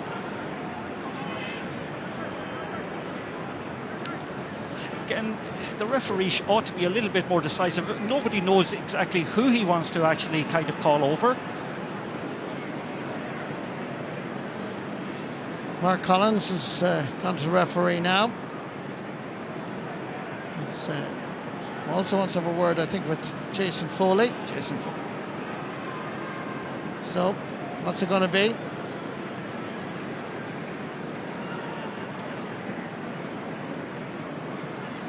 Two names have been written in, and it's a yellow for the two players. Yeah, that's about right. Yellow card for Jason Foley and for Mark Collins. I think that's the right decision. But now he's going to throw up the ball between two because he feels that when he had given the free in for Cork, the Cork players reacted, and so he's going to throw it up now. And again, there is this delay unnecessarily. Like, why doesn't he just throw the ball up? And he's supposed to throw it up between two, but there's men, they're like rotten stags. Brian Hurley and Green O'Gliac are at it here, and they also should get a yellow card. And this is crazy stuff altogether. I mean, look at, did somebody tell the referee to throw the ball up between the two, between David Bourne and Peter Kelleher. Great catch, David Bourne. Now that was a throw, but he got away with it. Out first Peter Crowley. To be fair, it's quite evident that these players want to play football. Like this fella, Gavin White. What a run by the Dr. Coke lad. Quick ball inside. Out far is David Clifford, lobbing it in. The goalkeeper gets a touch.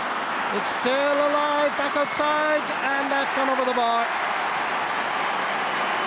Good score, James O'Donoghue.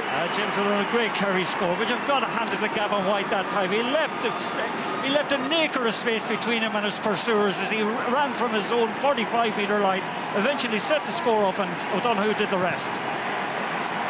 Kick out from Mark White. Loose breaking goal always seems to be snapped up by Kerry. There's a little bit of holding and there's a free for the Kingdom. David Moore sends it down towards David Clifford. Willing to run at this Cork defence. Still Clifford. Floating this one in. Goalkeeper Mark White gathers it second time round. Free for the keeper. Paul Gainey was fouling. Yeah, even Fitzmaurice will be a bit disappointed with the shot selection that time from Clifford. A little bit of a difficult angle, a bit far out. Maybe should have played it in that bit quicker. But it's my first time seeing him play at senior football. He's a big lad, well able to get the ball, but sometimes his finishing from distance isn't up to a par yet. Sean White taking responsibility. He fouled the ball there, I would suggest. Referee didn't see that, and meanwhile, it's Kerry to have the advantage with David Moore versus midfield partner Jack Barry. UCD student runs into a Cork cul-de-sac. There's a pull down there, and that's going to be a free for Cork.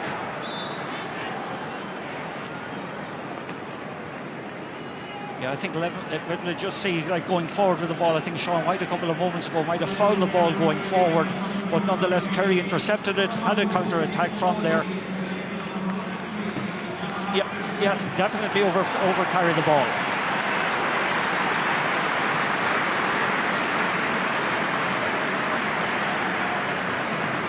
Mark Griffin is on, full back for a number of seasons, and he replaces the yellow carded Jason Foley. So Eamon Fitzmaurice taking no chances, making sure that he'll have a full squad. Here come Cork. Mark Collins. Plenty of green and gold jerseys. Green O'Gliac very much involved and gets it out for his Jack Barry.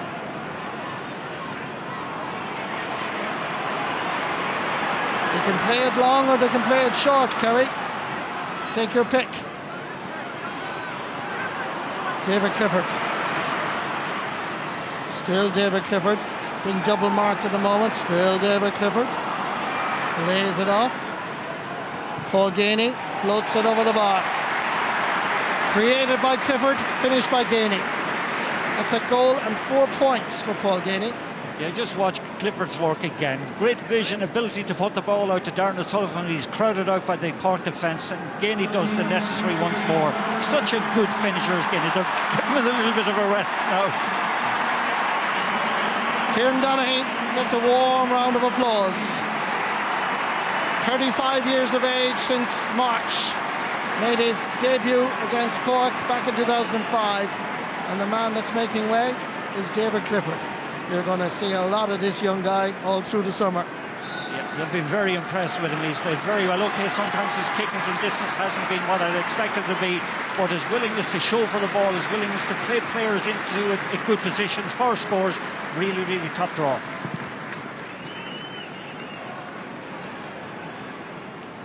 Again, the loose breaking ball being picked up most of the time by Kerry. Paul Murphy, and challenged by Sean White. Kevin McCarthy coming through the middle. Laying it off as James Donoghue. It seems to be a slippery patch down there. James Donoghue sending it across over towards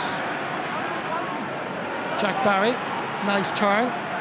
Jack Barry having a pop. It's an easy one, easily picked up by Mark Watt. 12 points between the teams.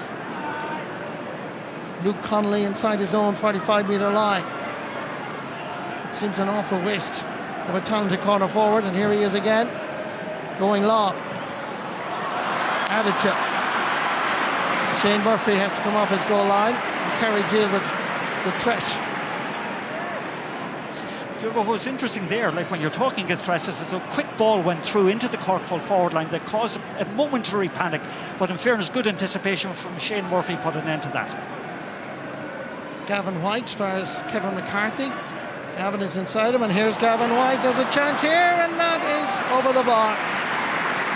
He's a good footballer, like David Clifford and Sean O'Shea, only just starting his inter-county career. He's got a great engine and good finish. Yeah, but there's so many Kerry players at the moment willing to attack. The speed that they have is just so impressive. Cork are not able to stay up with them. Simple as that. Cork are bringing on Brian O'Driscoll instead of Stephen Cronin. Change in the Cork defence.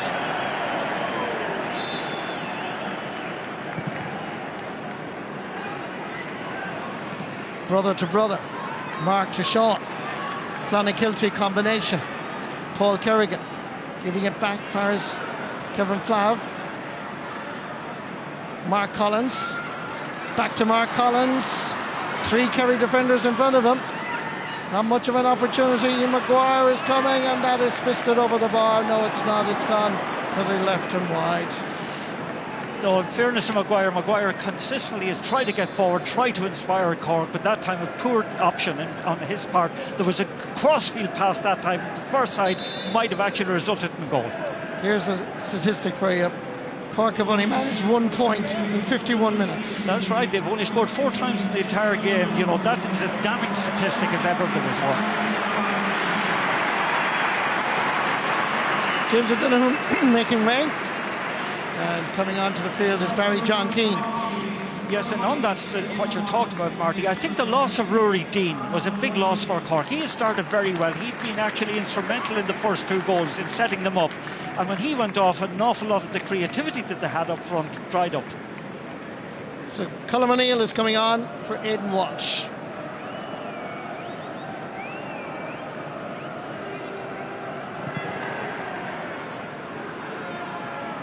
We all know Colm O'Neill from winning in All-Ireland back in 2010. Man who well capable of scoring goals, but Cork need a lot of them. It doesn't look likely at the moment. Paul Murphy here. Decided that way was kind of blocked, so gives it instead to Mark Griffin. Kevin McCarthy getting by the first challenge provided by Tomas Clancy. Still Kevin McCarthy. There's trouble here for Cork. Oops! Barry John Keane was trying too fancy indeed. It needed a finish. Yeah, but that was a great save, I think, was by Mark White. The over-elaboration that time, actually, and Barry John Keane made a mess of it. Good goalkeeping. But just the number of options, again, that Kerry had available to them that time is embarrassing. Just their ability to run from any position on the field, draw Cork defenders toward them, play the man who's in the best position onto the ball. So impressive. Kieran Donaghy is at the edge of the square, being marked by goal scorer Jamie O'Sullivan. And this 45 going to be taken by Sean O'Shea. He scored 3 points in this Munster final. 2 from frees, 1 from play. Let's see what happens here. It's hit with conviction and accuracy. Can't ask for more. It's a sport. A job well done, I would say, at this stage. There's still 10 minutes, but Kerry the better team. He'll be very happy with that, Evan Fitzmaurice will be. But again, an interesting statistic about this, Marty, of the 15 players who played against Cork last year, there's only 5 of them started this game. 27,674 is the official attendance. Cork officials were telling me during the week they were expecting around 25. That's a good crowd. Ball comes in. Kerry deal with it once more. There's Kevin McCarthy. Good coming. Down towards Barry John Keane. Takes 2 Corkmen to stop him. A little jink to the right. There's nobody inside. Kieran Donaghy is waving for the long ball to be delivered. Here it comes. It's aimed at Donaghy, and it's Donaghy that garbs it, lays it off. There's a chance here. Oh! The Cork defence stand firm. Fabulous ball from Donaghy. Great bit of fielding, first of all, but his vision was, and the weight of the pass, delightful. Well, he sent a text message to Kevin McCarthy. Kevin got it, and he duly delivered a smashing ball. Nice finish of the work, but Cork defence stood up to the test. So now, Cork have about 8 minutes to produce something. It's a long, long journey back. 14 points. It's very unlikely, and that's putting it mildly. Yeah, but the thing about it is a long journey back, but that's done in many ways to the intensity that Kerry are continuing to apply in the tackle. Paul Kerrigan floating one in, little push in the back, spotted by the referee as we saw it up here. Colm O'Neill was just a little bit too obvious, so it's a free for Kerry. Yeah, and I think of everything that Cork have to learn from today is that the movement of the forward line just isn't good enough to actually play against one of the top teams. Darren O'Sullivan to Gavin White. Paul Murphy started the move and it ends up with Kevin McCarthy.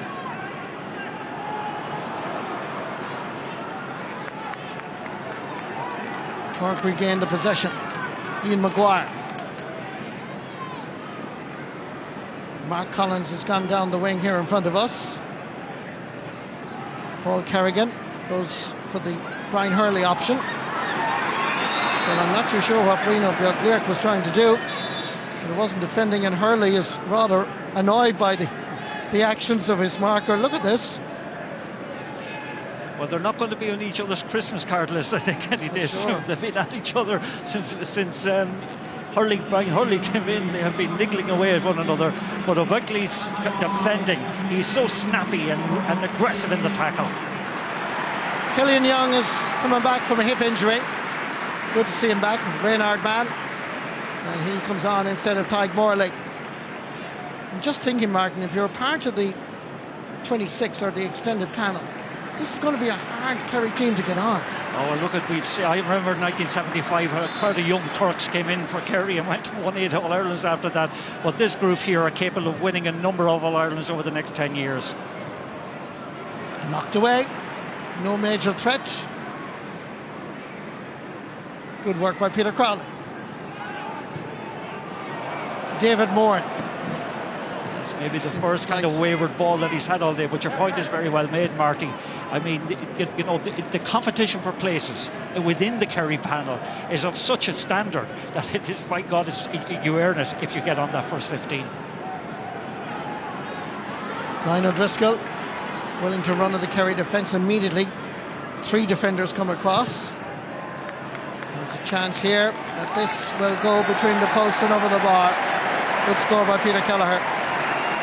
Came through the underage ranks. I remember seeing him at under 21 level. He was impressive, and he shows his credentials here. Yeah, when you think about it this way, Marty, it's only their 5th score in the game, like, and already we've a half an hour gone in the second half. 5 minutes to go.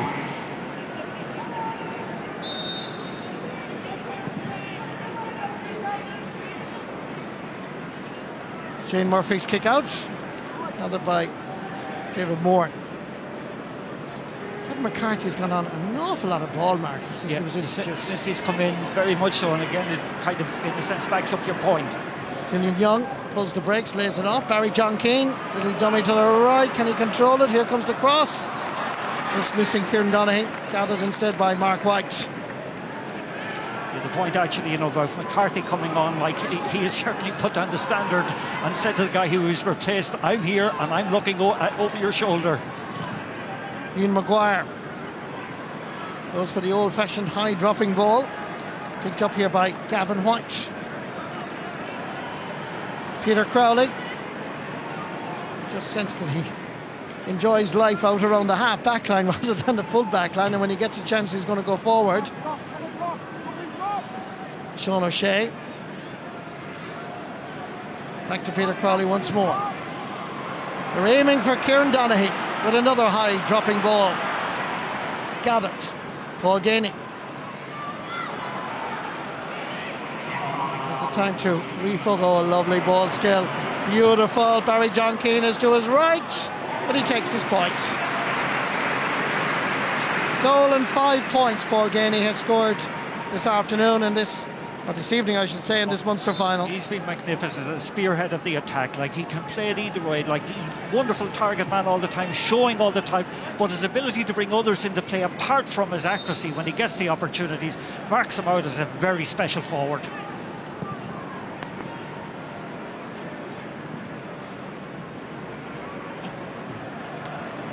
Even when Cork get a touch at midfield, the Kerry forwards or half backline are just snapping around. Oh yeah, they're like little terriers up against Alsatians, but they're just gulping it up. Every breaking ball, they're showing that hunger that Cork haven't managed after, after the first 10 minutes. That drive that Cork had, that initial drive that Cork had, has disappeared. But Kerry's ability to win the breaking ball has just been manifest throughout. Luke Connolly, and I'll say it again, seems an awful waste of talent to have him out in the middle of the field when you're looking for scores in around the house. Back outside again. Shane Murphy knocking it down. Just full back, Peter Crowley. The Lone Ranger. Lone Rangers man representing the beautiful part of County Kerry, Killorglin. Paul Murphy has shown all the credentials that made him such a wonderful footballer over the last number of years. He can defend, he can attack. Mark Griffin thinks he can do the same. Here he is. Sean O'Shea. Over towards Kevin McCarthy. Switching wings, Kieran Donaghy. Back to McCarthy. Paul Gainey is waiting for it. Little dummy to the right. What's going to happen here? It's going to roll into the back of the net. It's far too easy, Marty. They're just walking through Cork at the moment. I'll tell you, they'll be looking for the final whistle to put an end to the misery. Kevin McCarthy setting it up for Paul Gainey. Just a little touch that was required. A remarkable 2 goals and 5 points for the full forward in this Munster final. Well, I'm not surprised that Kerry have won this, but I didn't think they'd win it so easily. The Kingdom have set out their stall, and nationwide, I'm sure everybody is saying, watching TV in their kitchens or sitting rooms or wherever, okay, we now realise that Kerry are definitely coming with a new team. Very much so. If there was ever a case of the end of the beginning, today is one. This is some Kerry team that we're seeing in its embryonic stage. And certainly Martin Carney, from what I've seen, I think they're going to be serious contenders for the Sam Maguire. The end of August, beginning of September. Well, they're only going to improve from what we can see today, and they have so many players fighting for places. Their movement up front is excellent, but the hunger that they're displaying throughout the field is just very, very difficult to deal with. And look at this man go. Oh, beautiful, great defending, full credit, well done. That's Paul Kerrigan that was backtracking there, but Darren O'Sullivan still has the engine. Ian Maguire, Colm O'Neill is outside him, obviously gives him the call, and Cork just floating in a ball in more hope than any confidence, but it will raise a white flag off the boot of Mark Collins, who scored a goal and a point on what has turned out to be a sunny evening in Cork, but a miserable evening for Cork football. Yeah, the golfing class has been huge throughout. Like, basically Kerry has squeezed the life out of Cork after that early period of dominance that Cork enjoyed. But there was a sense of the inevitable from maybe the midway through the first half. Peter Crowley going for Kieran Donaghy, chasing after this with Jamie O'Sullivan. Ball is still in play. Still Kieran Donaghy. In comes Darren O'Sullivan. Ross Clancy did all the hard work, and away comes Ian Maguire.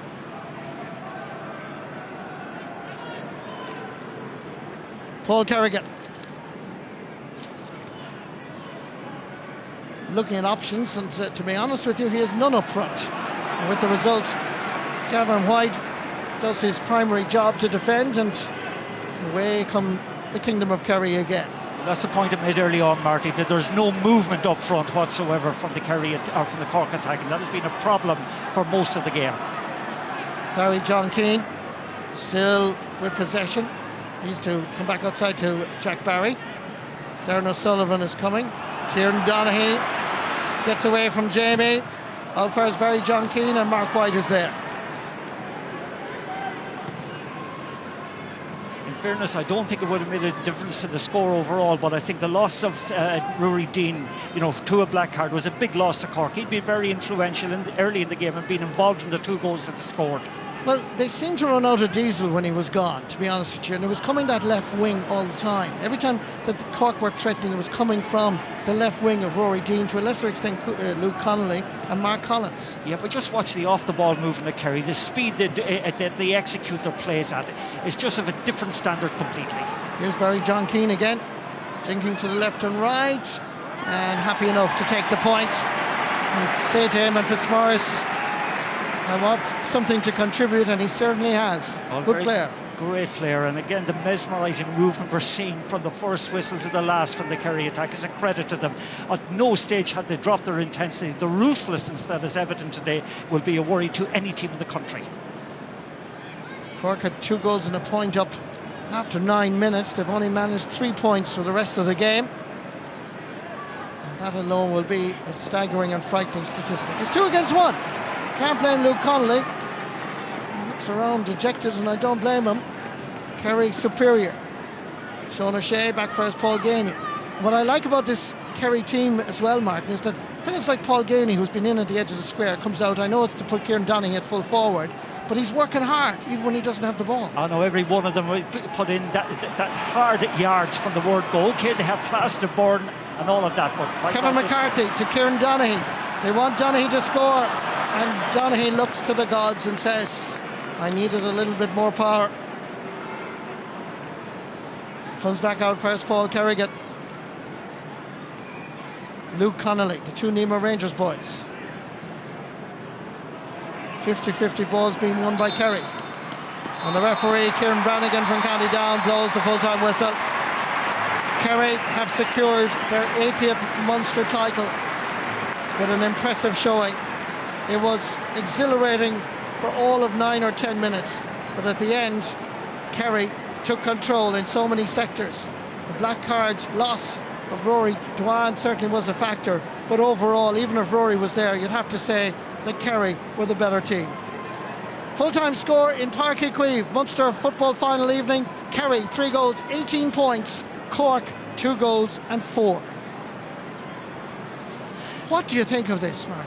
Well, it was a fantastic performance, first and foremost from Kerry, all over the field.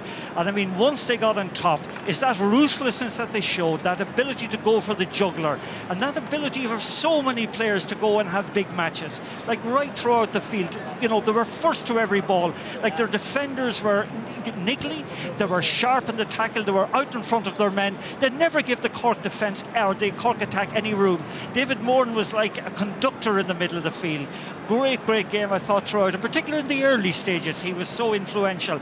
But up front, they have so many possible, match winners. In particular, Paul Geaney. Young Clifford, to me, is the first time I've seen him as a senior footballer.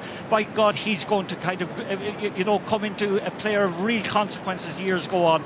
But just the quality they have, the class that they have, was manifest throughout. You know, we often use the phrase there's a mixture or a cocktail of youth and experience, but when you look at Darren O'Sullivan, All-Ireland winning captain, Kieran Donaghy, you look at Peter Crowley. I enjoyed the soundbite we used in the news during the week of Paul Murphy, who said, well, I'm one of the old fellas now and I have to give him a run. I'll give a bit of advice to the young guys. But what Eamon Fitzmaurice is composing here is a very formidable team. Oh, it is. And when you look at your Killian Young, you have Mark Griffin, you have Tom O'Sullivan, all kind of, hoary chestnuts in many ways, but by God, they can play football. And they don't want to be subs, Marty. They want to be on the starting 15. So as I said during commentary, you can imagine the competition there is from within the squad. Well, there's Kieran Donaghy. What a wonderful servant he is to Kerry football. Loves his basketball, of course, with Tralee as well. But certainly you could see the admiration from the Kerry footballers. The minute he came in, they changed the tactics, let the ball in to Donaghy. Absolutely. And no respite given to Cork from the word go. An enjoyable evening from a Kerry perspective in Páirc Uí Chaoimh on a beautiful sunny evening. Kerry Munster champions for the 80th time. Let's get some sideline reaction now and join my colleague, Claire McNamara. Yes, Marty, we're with David Clifford. David, congratulations. Still a teenager, but you have your first Munster senior medal now. Very, very impressive fashion tonight. Yeah, I suppose, we knew coming on to the new Páirc Uí Chaoimh it was going to be a tough test. And, obviously we did get that. I suppose, it was, we did prepare very well. We felt preparations went very well. So I suppose, we were just here to put in a performance, and thank God we did. It was really done and dusted by half-time, wasn't it? Those 2 Cork goals aside, you were utterly dominant. Yeah, I suppose Eamon himself probably won't be too happy with them, but it leaves us something to brush up on. But yeah, as you say, we reacted well from the goals and we pushed on from there. So yeah. This Kerry team have really stepped it up, haven't they, this year? Is that injection of energy and pace from young guys like yourself really added to that? Yeah, I suppose you could say it has. I suppose the main thing there is just this massive competition. You can see from the 6 fellas that came in, and there's probably 10 more fellas sitting up in the stand behind us that weren't tugged out today that could do the same job as we did. So I suppose competition is a big thing there. There's certainly going to be competition for places now. You're into the Super 8s, and there's going to be a great buzz about Kerry as you go forward. Yeah, I suppose the Super 8 is going to be another tough test. We're going to have to be ready for it. But as you said, it's great to be getting games against the toughest opposition. So yeah, we're looking forward to that now. Yeah. Congratulations tonight, David. Cheers. Thanks a lot. It is one thing to come down to Cork for a Kerry team and win a Munster championship. It's another thing to do it in the kind of impressive fashion that they've certainly done it in tonight. And the 2 gentlemen here with me, Sean Kavanagh and Kieran Whelan, I think would also agree with that. Kerry were just, Kieran, excellent here this evening. Yeah, poles apart, Michael. 2 teams. Cork were relatively stable in the league in Division 2, and people took confidence from the performance against Tipperary, where they've done the simple things right and they worked hard. But today they met a new machine, and a machine that has depth now, and guys coming off the bench, different styles of football. Even in the second half there, when Donny came in, they can mix it up. They were totally dominant tonight. Defensively, midfield, they wiped Cork in midfield. David Moran was massive, and then up front they just have top class forwards, and this team has emerged very, very quickly. And as we said at half time, they're going to be around for a long time. It has emerged quickly, Sean. There are, as we saw, some excellent young footballers obviously in Kerry at the moment, looking to the future. But it's also a big help that when you're bringing on subs, you're bringing on a barrow load of All-Ireland medals as well. Yeah, the young guys are putting it up to the older guys, and you could see the ball-winning capabilities of David Clifford and the pace that he has. And then all of a sudden, after 55 minutes, you introduce Star Donaghy in, and he brings something different to the game. I was totally impressed by what Kerry have done here this evening. They've built a team to face Dublin. That's the reality, Kerry, Michael. Munster champ. They scored 32 against Clare. They have 27 here tonight. I don't need to be an accountant to tell you. That's 59 points in 2 games, and that is some shooting in any championship. Well, the Kerry captain obviously making his victory speech, and I suppose the Munster Championship Cup, one of the few cups that doesn't actually have an official name as such, except it is the Munster Championship Cup, and Kerry know it very well. And look, hopefully it's not the last time we're up here. And the supporters as well. Fair play, lads. Thanks. The supporters being thanked there, and the thing about it was, and I suppose this is the other side of life, Kieran, the Cork supporters, 15 minutes from the end of this game, they were just pouring out of this stadium, understandably. Yeah, well, it's demoralising, Michael, I suppose, when you go so far behind after getting the perfect start that they got, and then the second half starts and Kerry stick the ball in the back of the net, and it was game over at that stage. There's a nice picture of Kieran Donaghy, of course, and his daughter, and she looks handy enough for the football as well. You know, I tell you, Michael, if I was Kieran Donaghy, I'd be hanging around for a few more years, because with that group of players who come behind him, there's a lot more success in the way. But I think that man, Shane Murphy, I think has also made a huge difference. His kickouts tonight were excellent. He gives them confidence at the back. He's one of the new guys coming into the team as well. Been very impressed with him. And this, of course, is part, obviously, Sean, of the modern game of football. Although at times, maybe more so in the first half, it was more of a traditional game of football. And you were saying at half-time, that ain't going to suit Cork. For sure, it was a throwback game, and we hoped that Cork would maintain that intensity and that pace. But the reality was, whenever Kerry got into their groove, and whenever those forwards...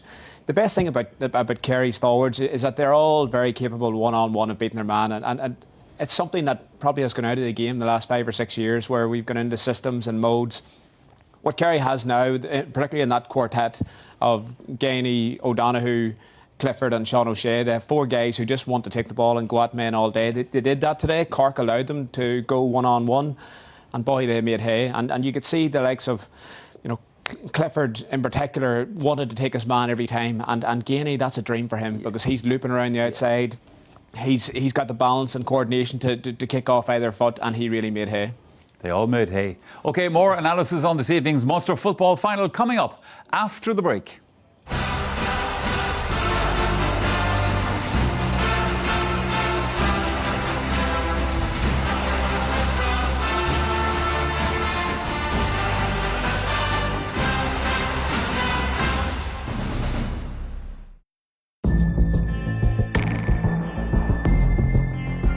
You read the game better when you've all the facts.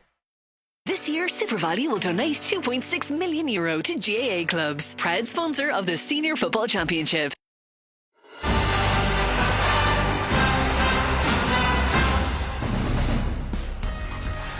The Munster Football Championship trophy has been claimed for 2018, and it remains in the hands of the Kingdom. Kerry winning their 6th Munster title in a row with a 3-18-2-4 win over Cork.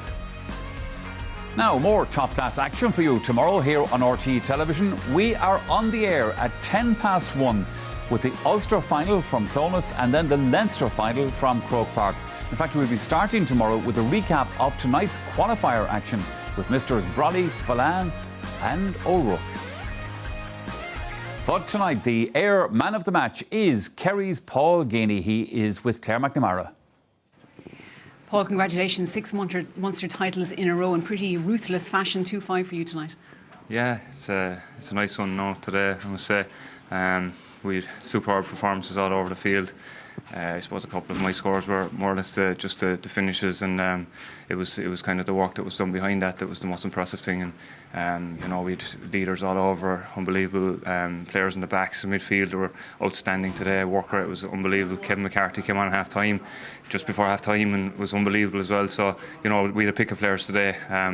The main thing, I suppose, from our point of view, was our work rate was through the roof.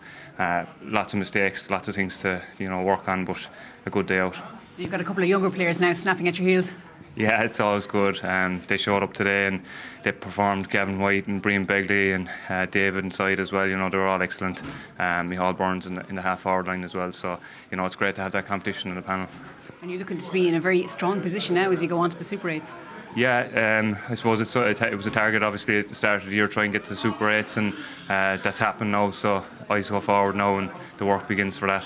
Well, congratulations. You are the Ayr man of the match, and Sarah Keating from Ayr is here to make the presentation tonight. Thanks very much. Thank you. Well, in an excellent team performance, I don't think too many people could argue with that choice at the end. Kieran Whelan, you have picked out a piece for us which you're sort of titling the Kerry Press, and just to show, I think you were talking about the kick-outs earlier on and so forth. They set the tone right from the off, Michael. They backed themselves to really press Cork and push them into their own half.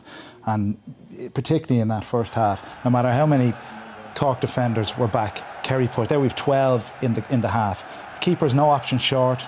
He has to go long, and Kerry are backing themselves then to win 50% of the kickouts, and I put them on the front foot so often. Again, you see here, just so tight, man on man, no options to the kick out.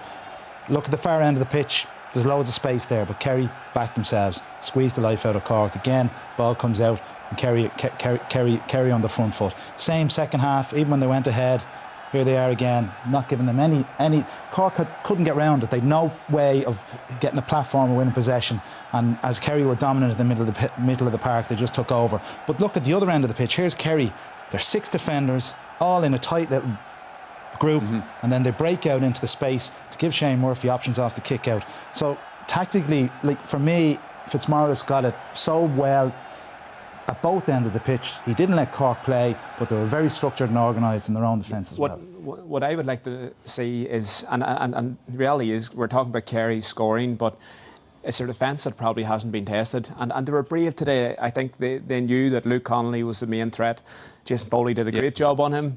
Luke Connolly didn't perform. He was poor, wasn't he? Yeah. Well, he was well marked, but at the same time, I would have liked to have seen it. And I think Kerry need tested at the back. You look at their defence and it hasn't got the household names. Now they played well today, but if against the Dubs or against the Galway they have 3 or 4 dangerous players. They trust themselves with the forwards. I was just going to say, I think they're going to trouble a lot of other teams at the back. OK, lads, let's get a few more opinions on this evening's Munster football final. We have Colm Cooper and Breach Stack with us, and they are down pitch side. And I know, Colm Cooper, you are a happy man this evening. You were watching that second half with us up here in the studio, and it was good watching from a Kerry point of view. Yeah, look, certainly, Michael, I think if you're a Kerry fan leaving tonight, you're very, very happy. It's two very promising performances now in the Munster Championship, and the future looks very, very bright for Kerry. The young players that have come in have really settled in. We didn't know would it be this year or next year before they really settled down, but they're very comfortable in there, and it's very promising for Kerry. For Cork, after a big win against Tipperary, there was a hope here that they were going to really battle and put it up to Kerry, but it didn't come today, and there's a long journey ahead of them.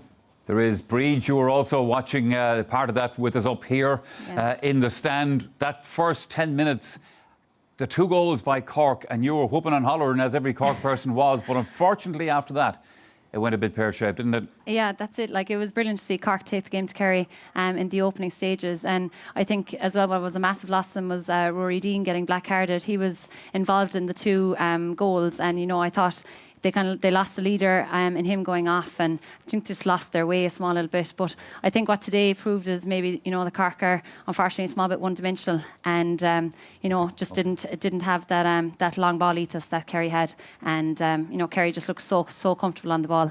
I think Cork have a long way to go. All right, thanks very much to the two of you. That's just about the size of it, I think, in terms of that match. Just want to mention very briefly, that's another match. Mayo, of course, were playing today.